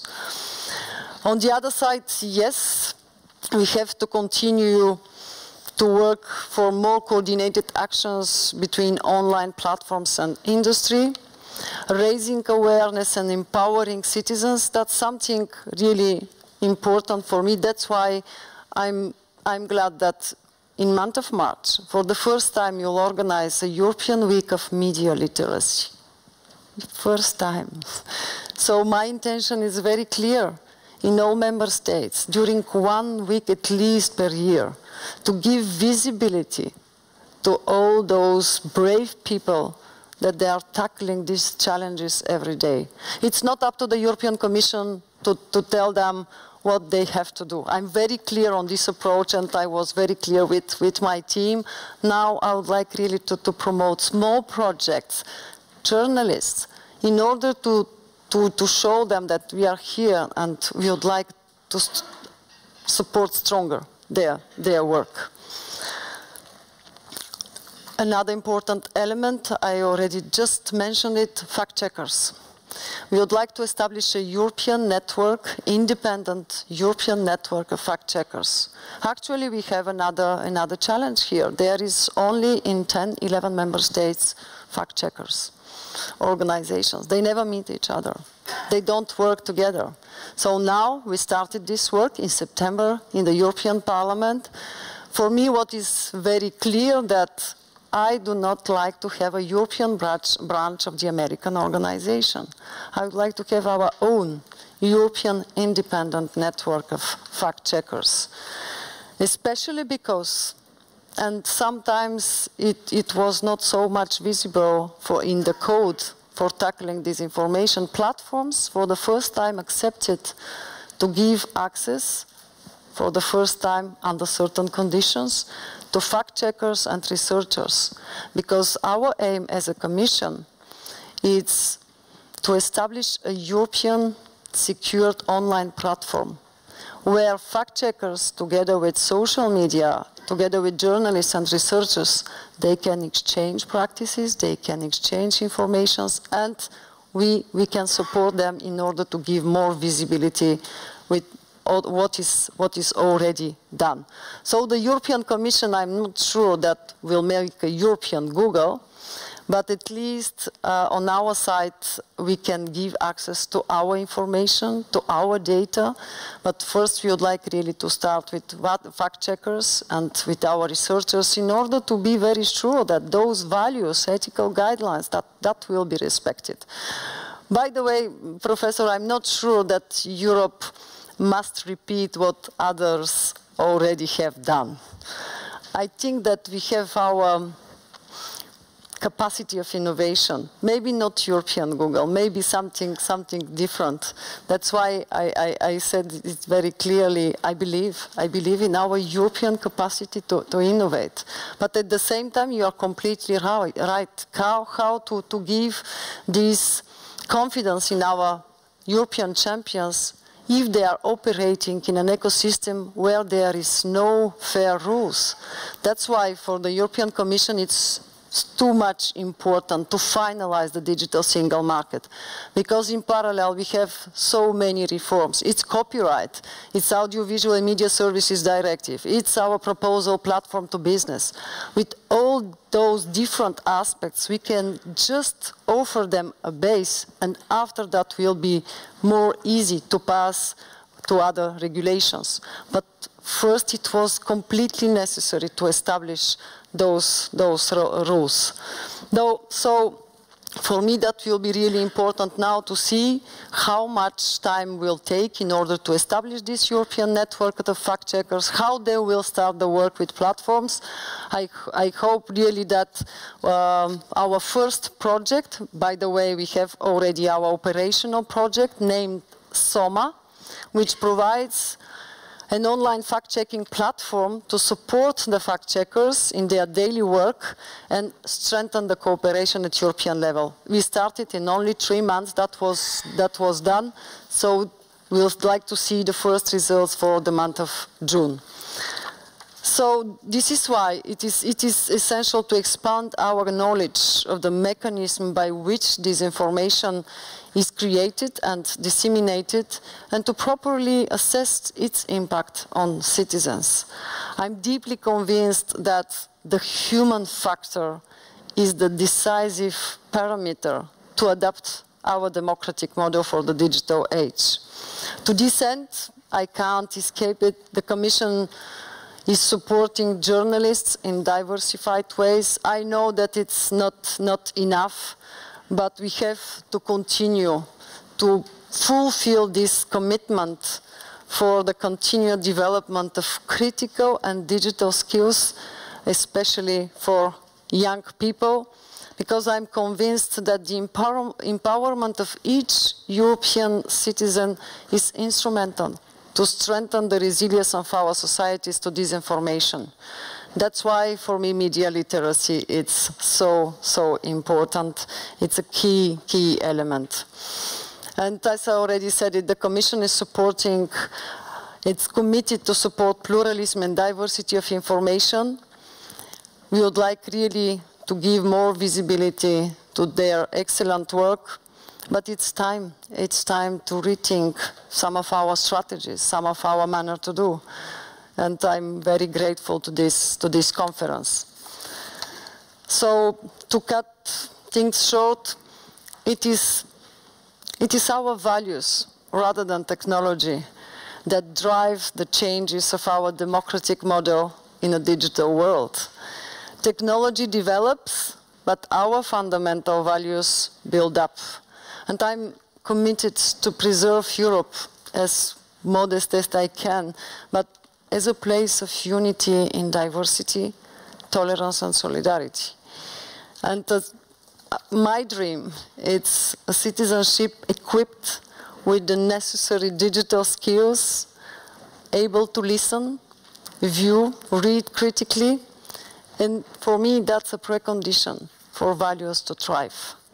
The preservation of the democracy depends on our ability to adapt it to the challenges brought about by the digital shift. And yeah, I hope that it's visible, but I will continue, and you can trust my utmost motivation to get fair share done in this challenge. Thank you very much for your attention. So you can count on my determination to affirm the European approach based on values. We have to talk about this always. We are something unique in the world. I fully believe that Europe has a leading role to play in this movement of shaping the digital transformation. Yes, sometimes it's very difficult to achieve this balance between innovation and responsibility, between protection of personal data and free flow of data. But we have assets, we have strengths. That's, for me, our chance. We are lagging behind, but we have our chance to be a leader. For some authors, that's the frontier technologic. But for me, it's a world where, as Europe, we can really deliver, but only by working together. Thank you very much.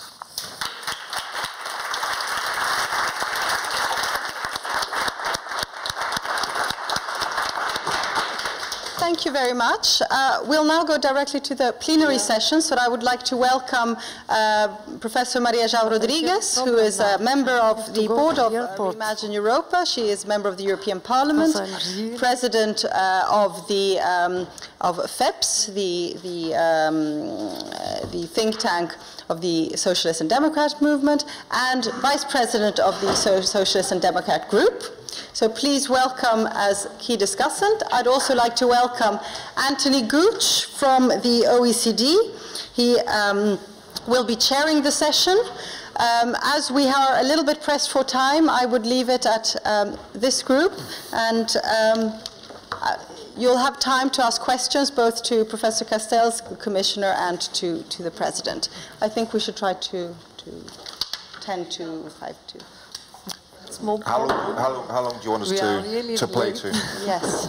Because it's a bit ambiguous. We can do until 12, but maybe ask the Commissioner questions first, because I know she has to leave. That's 15 yeah, minutes. But the Commissioner already talked a little bit too much. Yep.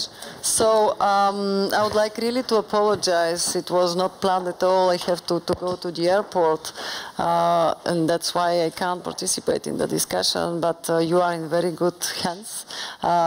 With Maria, we know each other for many years now. We work together in the European Parliament. I'm really very grateful to the European Parliament, because if we manage to push all those legislative files, it's thanks to their determination.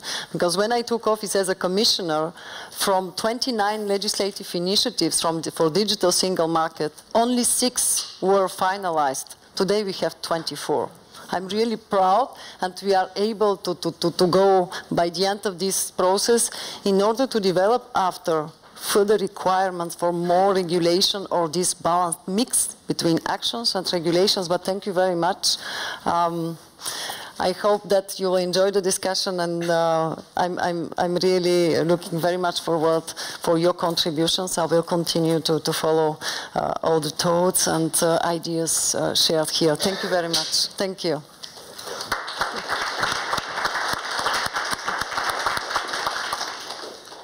So I think we're going to start, Manuel, maybe we can bring you one step closer to us. This is starting to feel like the green bottles. You know, there are 10 green bottles hanging on the wall. We now have 2, 3 green bottles, but I think we're going to have a good quality of exchange. I think we'll probably try and go for a little bit longer than 12 o'clock, in particular because people have been doing a lot of listening so far and haven't had much of an opportunity to comment themselves. Erika has also asked me to give you a bit of a flavor and a sense of how the OECD is approaching a number of these issues. And what I'd like to do maybe first off, just in framing the discussion that we're going to have, that I invite you to contribute heavily to, why are we so interested in the questions that are being discussed today? The issues that are in front of us are existential for not only the European Union, but they're existential for the OECD and a global community. And I'll declare an interest. I've worked for the European Commission for 14 years, and I was very proud to do so, and I retain a very strong connection with it.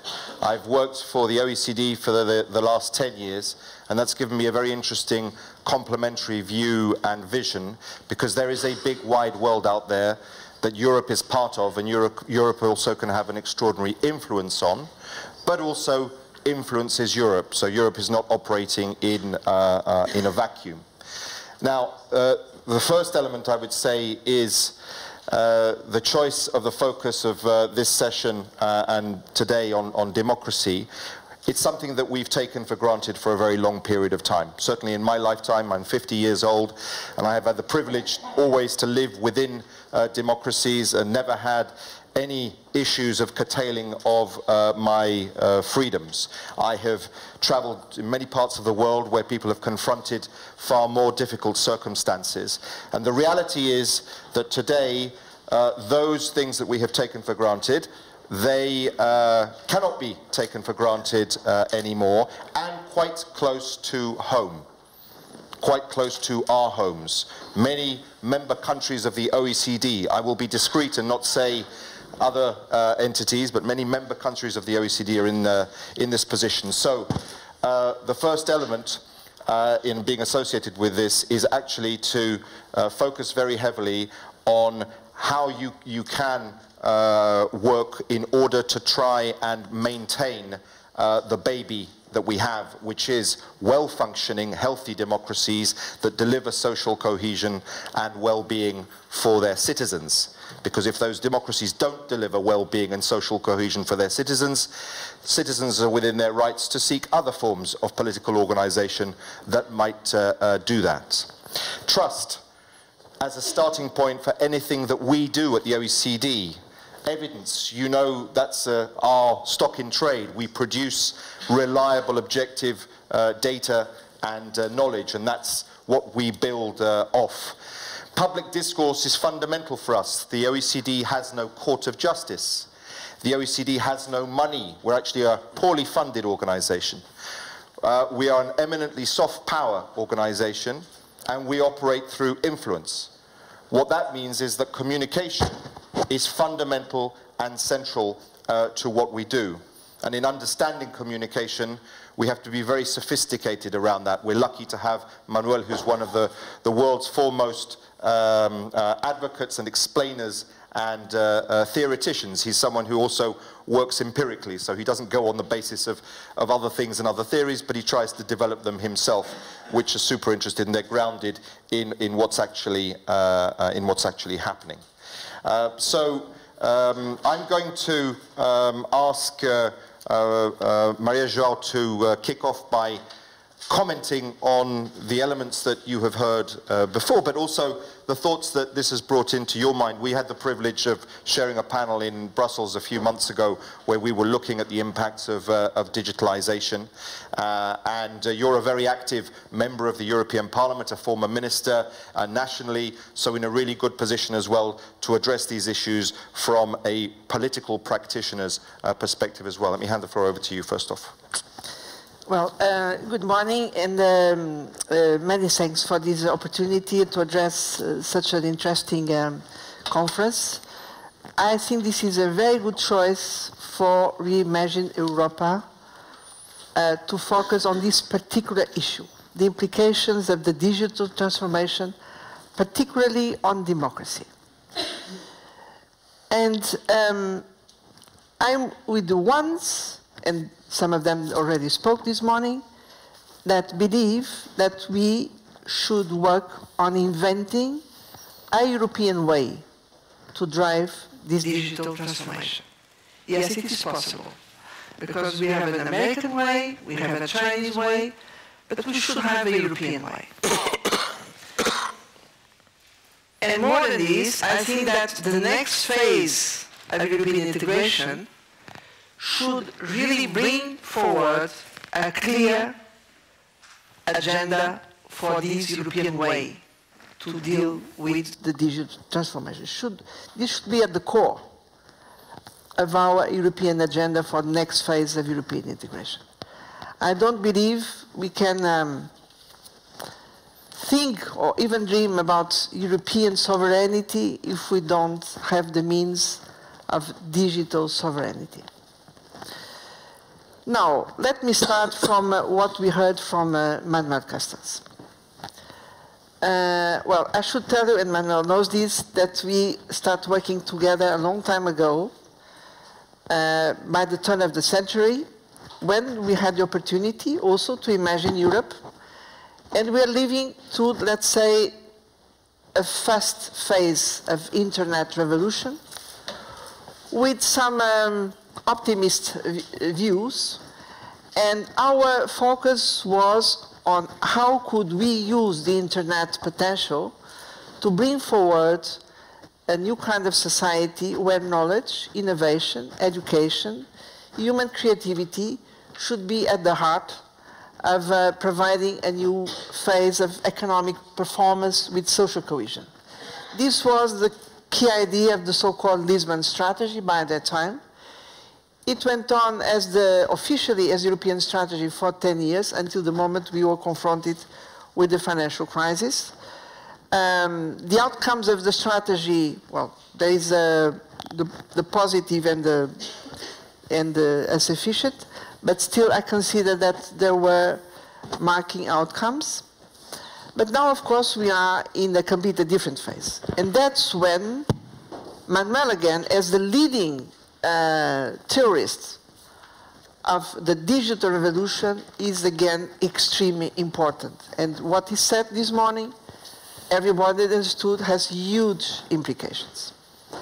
Because we are dealing with a new reality. Yes, we are dealing with a new reality.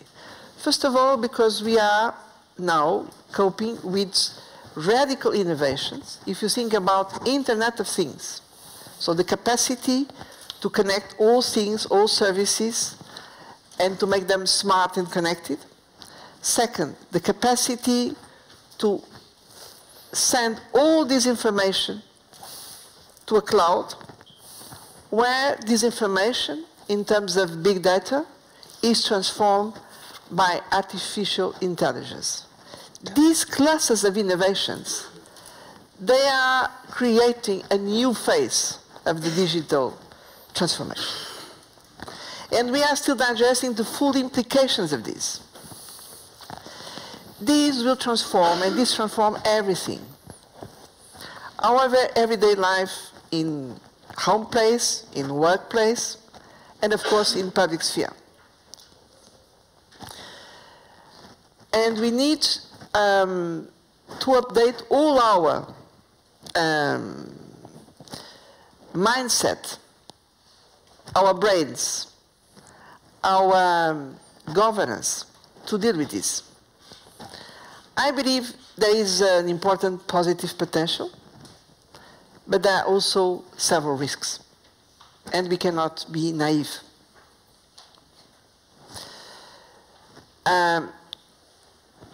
So in this environment, we should ask, but who is in control of this? Who is in the cockpit? And we see that we have powerful actors, the so-called big platforms, who have the market power to shape many of the choices. Therefore, according to a democratic tradition, we need also to build up our democratic capacity to have a proper role in shaping the direction of this digital transformation. This is what's at stake, and that's why the conference of today is so important. We need to update our democratic framework to drive this positive potential in the good direction, in the direction of well-being, democratic participation, and empowering of our citizens. This is what's at stake. So with this as a background, my question is, how can we develop a European way? Well, let me start with the last proposal coming last minutes of Manuel's very inspiring speech. The idea of European Google.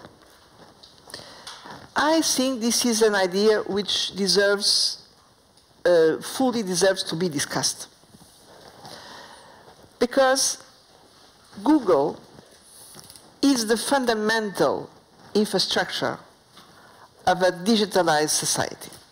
This is the magic box which provides each of us with answers to our questions. So this is the fundamental infrastructure. And we need to have full trust in this infrastructure.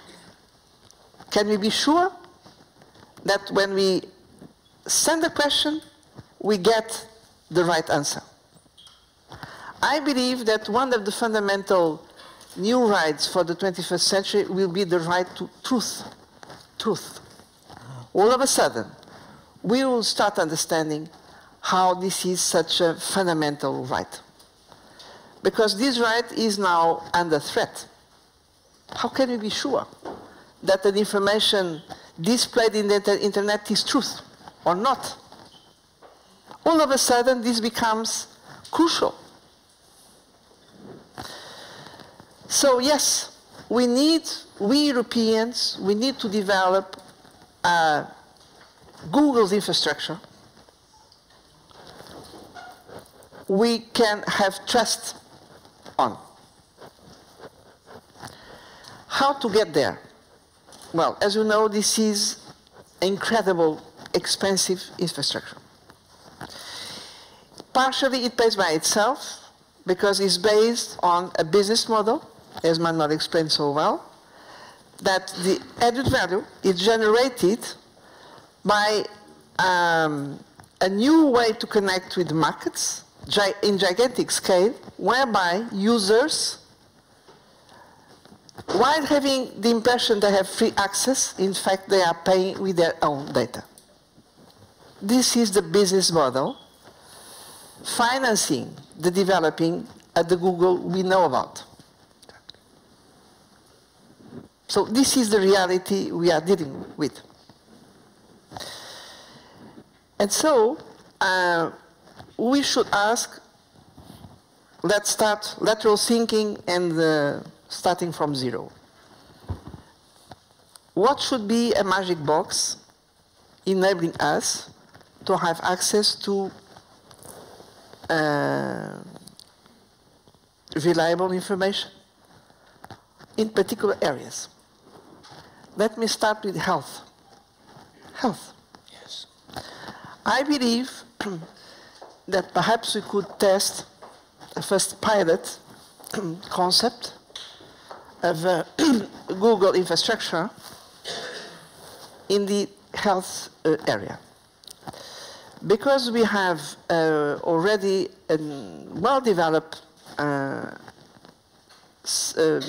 access to health services using internet tools, and because health is a fundamental value and concern of all citizens.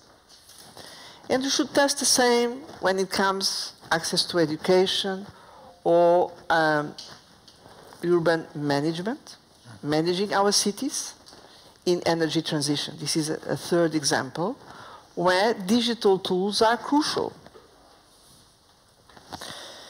And so we should start developing an internet infrastructure which could illustrate a real, let's say, public service. So this is a first idea for a European way to drive the digital revolution. A second one is our need to set high-level standards when it comes quality services. I just refer some of them, health, education, but also when it comes the implications for work environments. Because we have now millions of citizens working for platforms. And we need also to frame this new reality in such a way that the positive potential of this, creating new jobs, is also translating into good jobs. And is also supported by a reinvented social protection for the 21st century. Example, I can tell you that we, European Parliament, we are just now defining a law saying that all people working for online platforms, they should count on updated digital labor contract plus access to social protection. This is a good example on how can we invent the European way. There is a third example I will refer is about copyright. Because recently we start defining a new law for copyright. And again, I can tell you, for us as European lawmakers, it was not easy. Because on one hand, yes, we want to support free access to information as much as we can. On the other hand, we want to reward the creators, the researchers, the journalists. And so we could frame this issue in such a way that we keep free access, we reward the creators, but how is it possible? Well, it is possible because there is a third actor in this story, which are the big platforms, which have such an amount of added value, they can direct one part of these to reward the creators. So this is basically the law we are inventing to make it possible to have free access, to reward intellectual creation in such a way that we don't have a major conflict. This is not easy, but this is what we're trying to do. So this means that we are trying to use law to set new standards. We should develop an innovation policy to support innovators who go in this direction. But then my final question is, and implications of all these for democracy. Well, again, I think that we need to deal with the risks and the possibilities offered by this transformation. The risks, I will not repeat what the Commission just said. Yes, there is an effort now to build up a European infrastructure to deal with cyber manipulations, and I think we are just at the beginning. We are not at the level of coping with the risk Manuel identified, which is a short-term risk. So I believe that something stronger should be done, because the risk of derailing the next European elections is there, and we cannot overlook this at all. I will conclude by saying, beyond that, we need also to see how can we use these new digital technologies to change the way democratic institutions work. Because I'm now currently have a long track of, as European policymaker, I've been in the Council, European Council, European Commission. I'm now in the European Parliament. And I consider that the European Parliament needs to be reinvented. This is still an institution of the 20th century. So we have now the technological solutions to develop consultation, participatory democracy with a real interface with the representative democracy. I'd like also to underline that I consider that there is a crucial role to representative democracy, meaning to the elected people who are there and are made responsible for some choices. This is fundamental. Nevertheless, I think that we need to invent a new interface with participatory democracy. And so I think, again, in this agora of Re-Imagine Europa, we should also open this chapter. This is my recommendation, and that's all. Well, thank you very much for the brevity as well. I want to try and complement that and also build on, it's not something I think that Manuel mentioned in his remarks here, but I read it, and it's very interesting because initially I think you talked about flows and places at a certain point, and those who we deemed to be connected at a certain point in time, elites who worked in a very global environment, relative to those based more in places, so linked to where they grew up, where they lived, not so mobile, etc. And then Manuel says that actually what's happened is that those people who we connected with places became networked and used the networks in order to mount, if you like, a resistance or a sort of a counter movement relative to that, that sort of globalist movement that some people term. So we're confronted with a situation right now where that is, obviously that's on speed. We're going to see what happens in the European Parliament elections. There are a lot of mitigating elements that are being prepared that the Commissioner alluded to. But it's something that's been exercising my mind since 2016, and a very difficult experience that the OECD had because we had the temerity, one of the few non-British organizations that had the temerity to enter into the public debate in the United Kingdom prior to the referendum. There's not time to tell you the story on that now. If you're interested, I will tell you on it. But we learned a lot of lessons from that experience. Firstly, we learned a lot of lessons in terms of things that we did and do wrong. When I say we, I think there's a lot of people here who probably are part of that.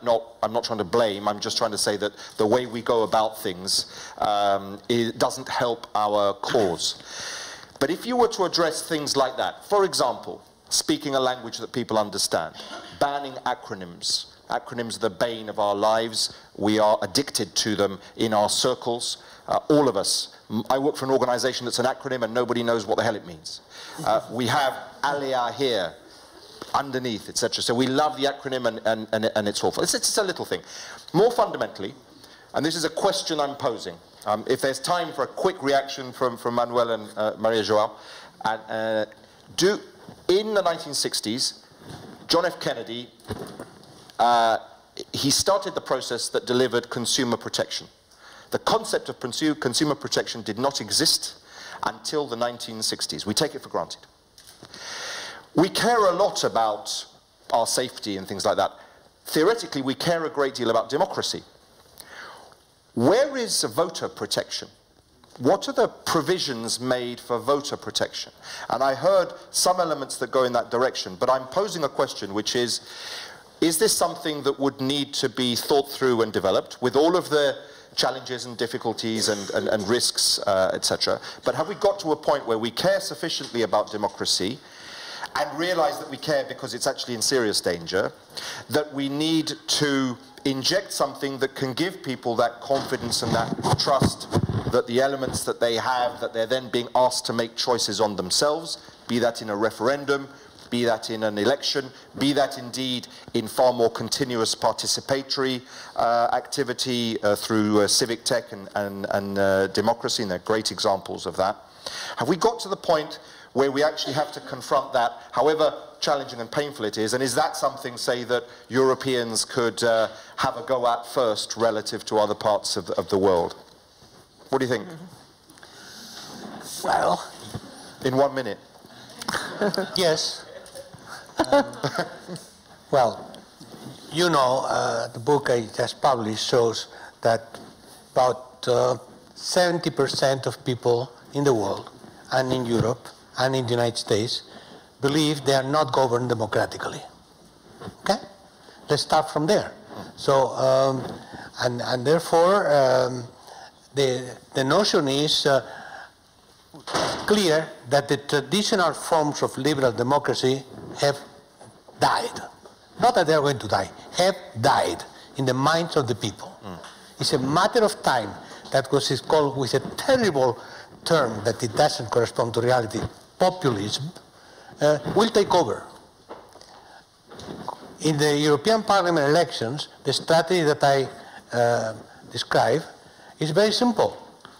Is to reach through different ways, not as a coalition, but as a coalition later on, the de facto coalition, about 1/3 of the seats that would block any major policy that would be truly affecting sovereignty. And that's it. People think that there's no more danger of Francis or Italsics or anything. No, it's not true.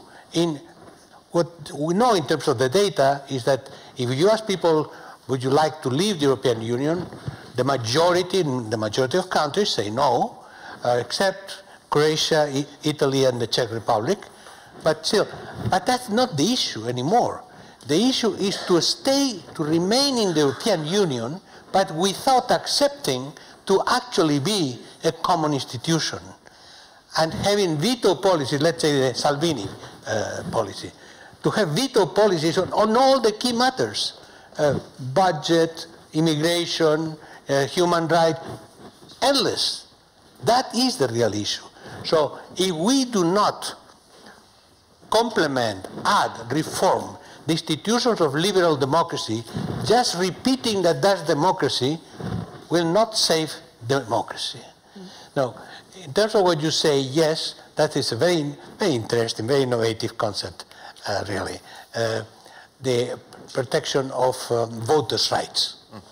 Because when people say they are not democratically governed, they mean what? They mean that they vote for something, and then the elected politician does something else. And there are always reasons to explain, oh, you know, is the context, something happened, etc., and there are no mechanism for beat back. And then 4 years later, another election is electoral marketing, not real debate and control of the discussions and the programs, etc., etc.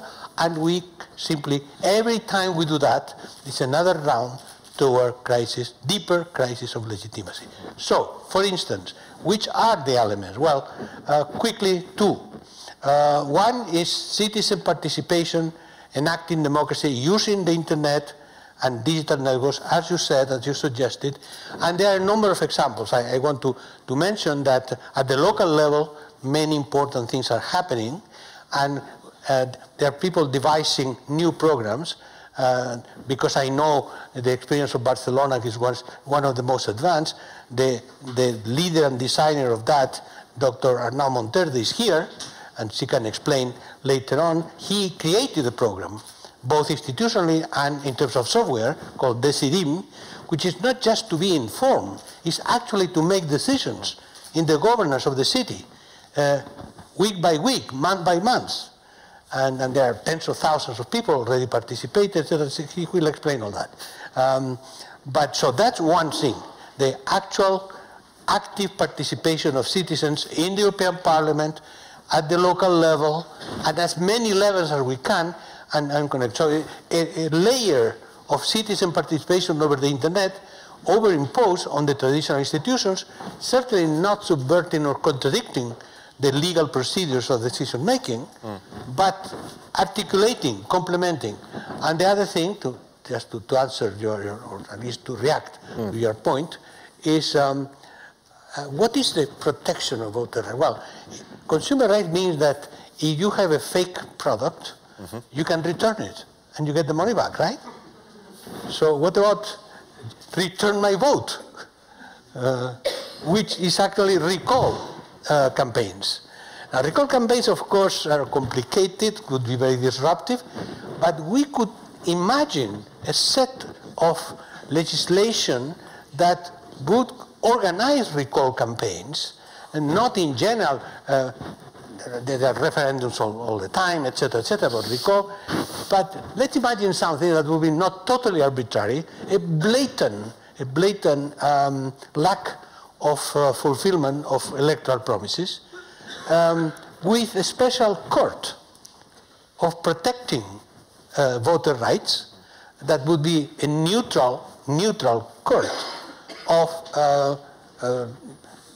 actually legal authorities above any suspicion, right, that would determine if citizens in general or a particular group of citizens have a legitimate reason to ask for a recall. And under such conditions, say, well, let's do the recall and see what happens. So that's an example. I think responding to what you mentioned. Thank you. No, and you haven't had a lot of time to think about it as well. I mean, obviously, you can imagine where this thinking came to me. It was very connected to the Brexit process, and in a sense, what was promised within campaigns at a certain point, if this happens, this will occur.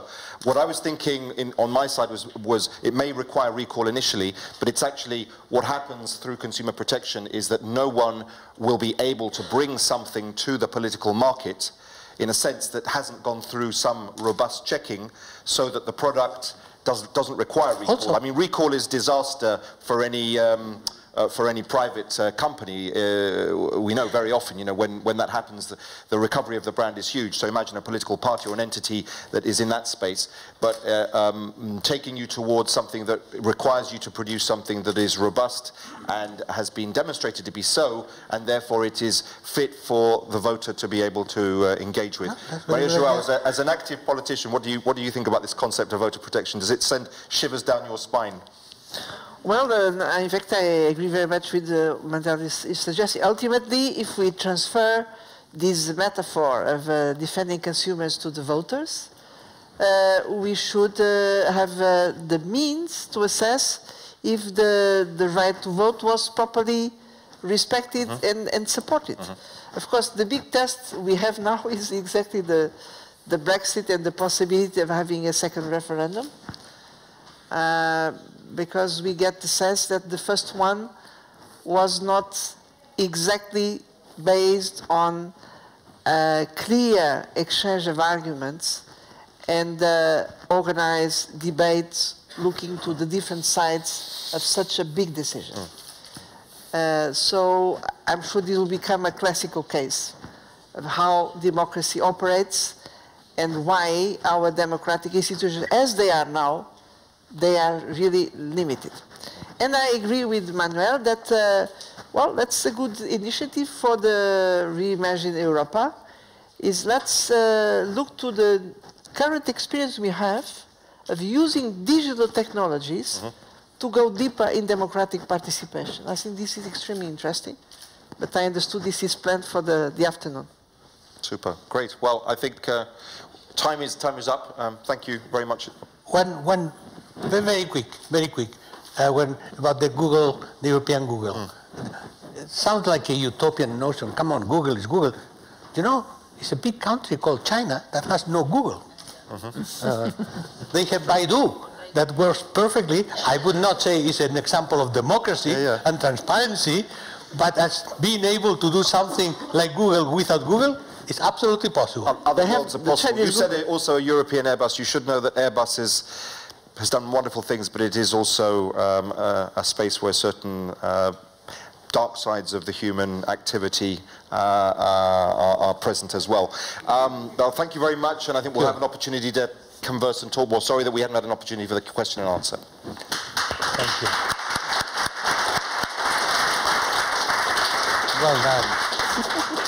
Well, thank you very much, and I assume you'll all be questioning what's going to happen now, as we are an hour late, and I think there's been so much new ideas and thoughts, so we all maybe need some coffee and stretch our legs. So Daniel here will present what the new plan is. We're flexible and elastic, so this is going to be the new plan, and thank you very much to the speakers and to the chair. And Daniel, please come.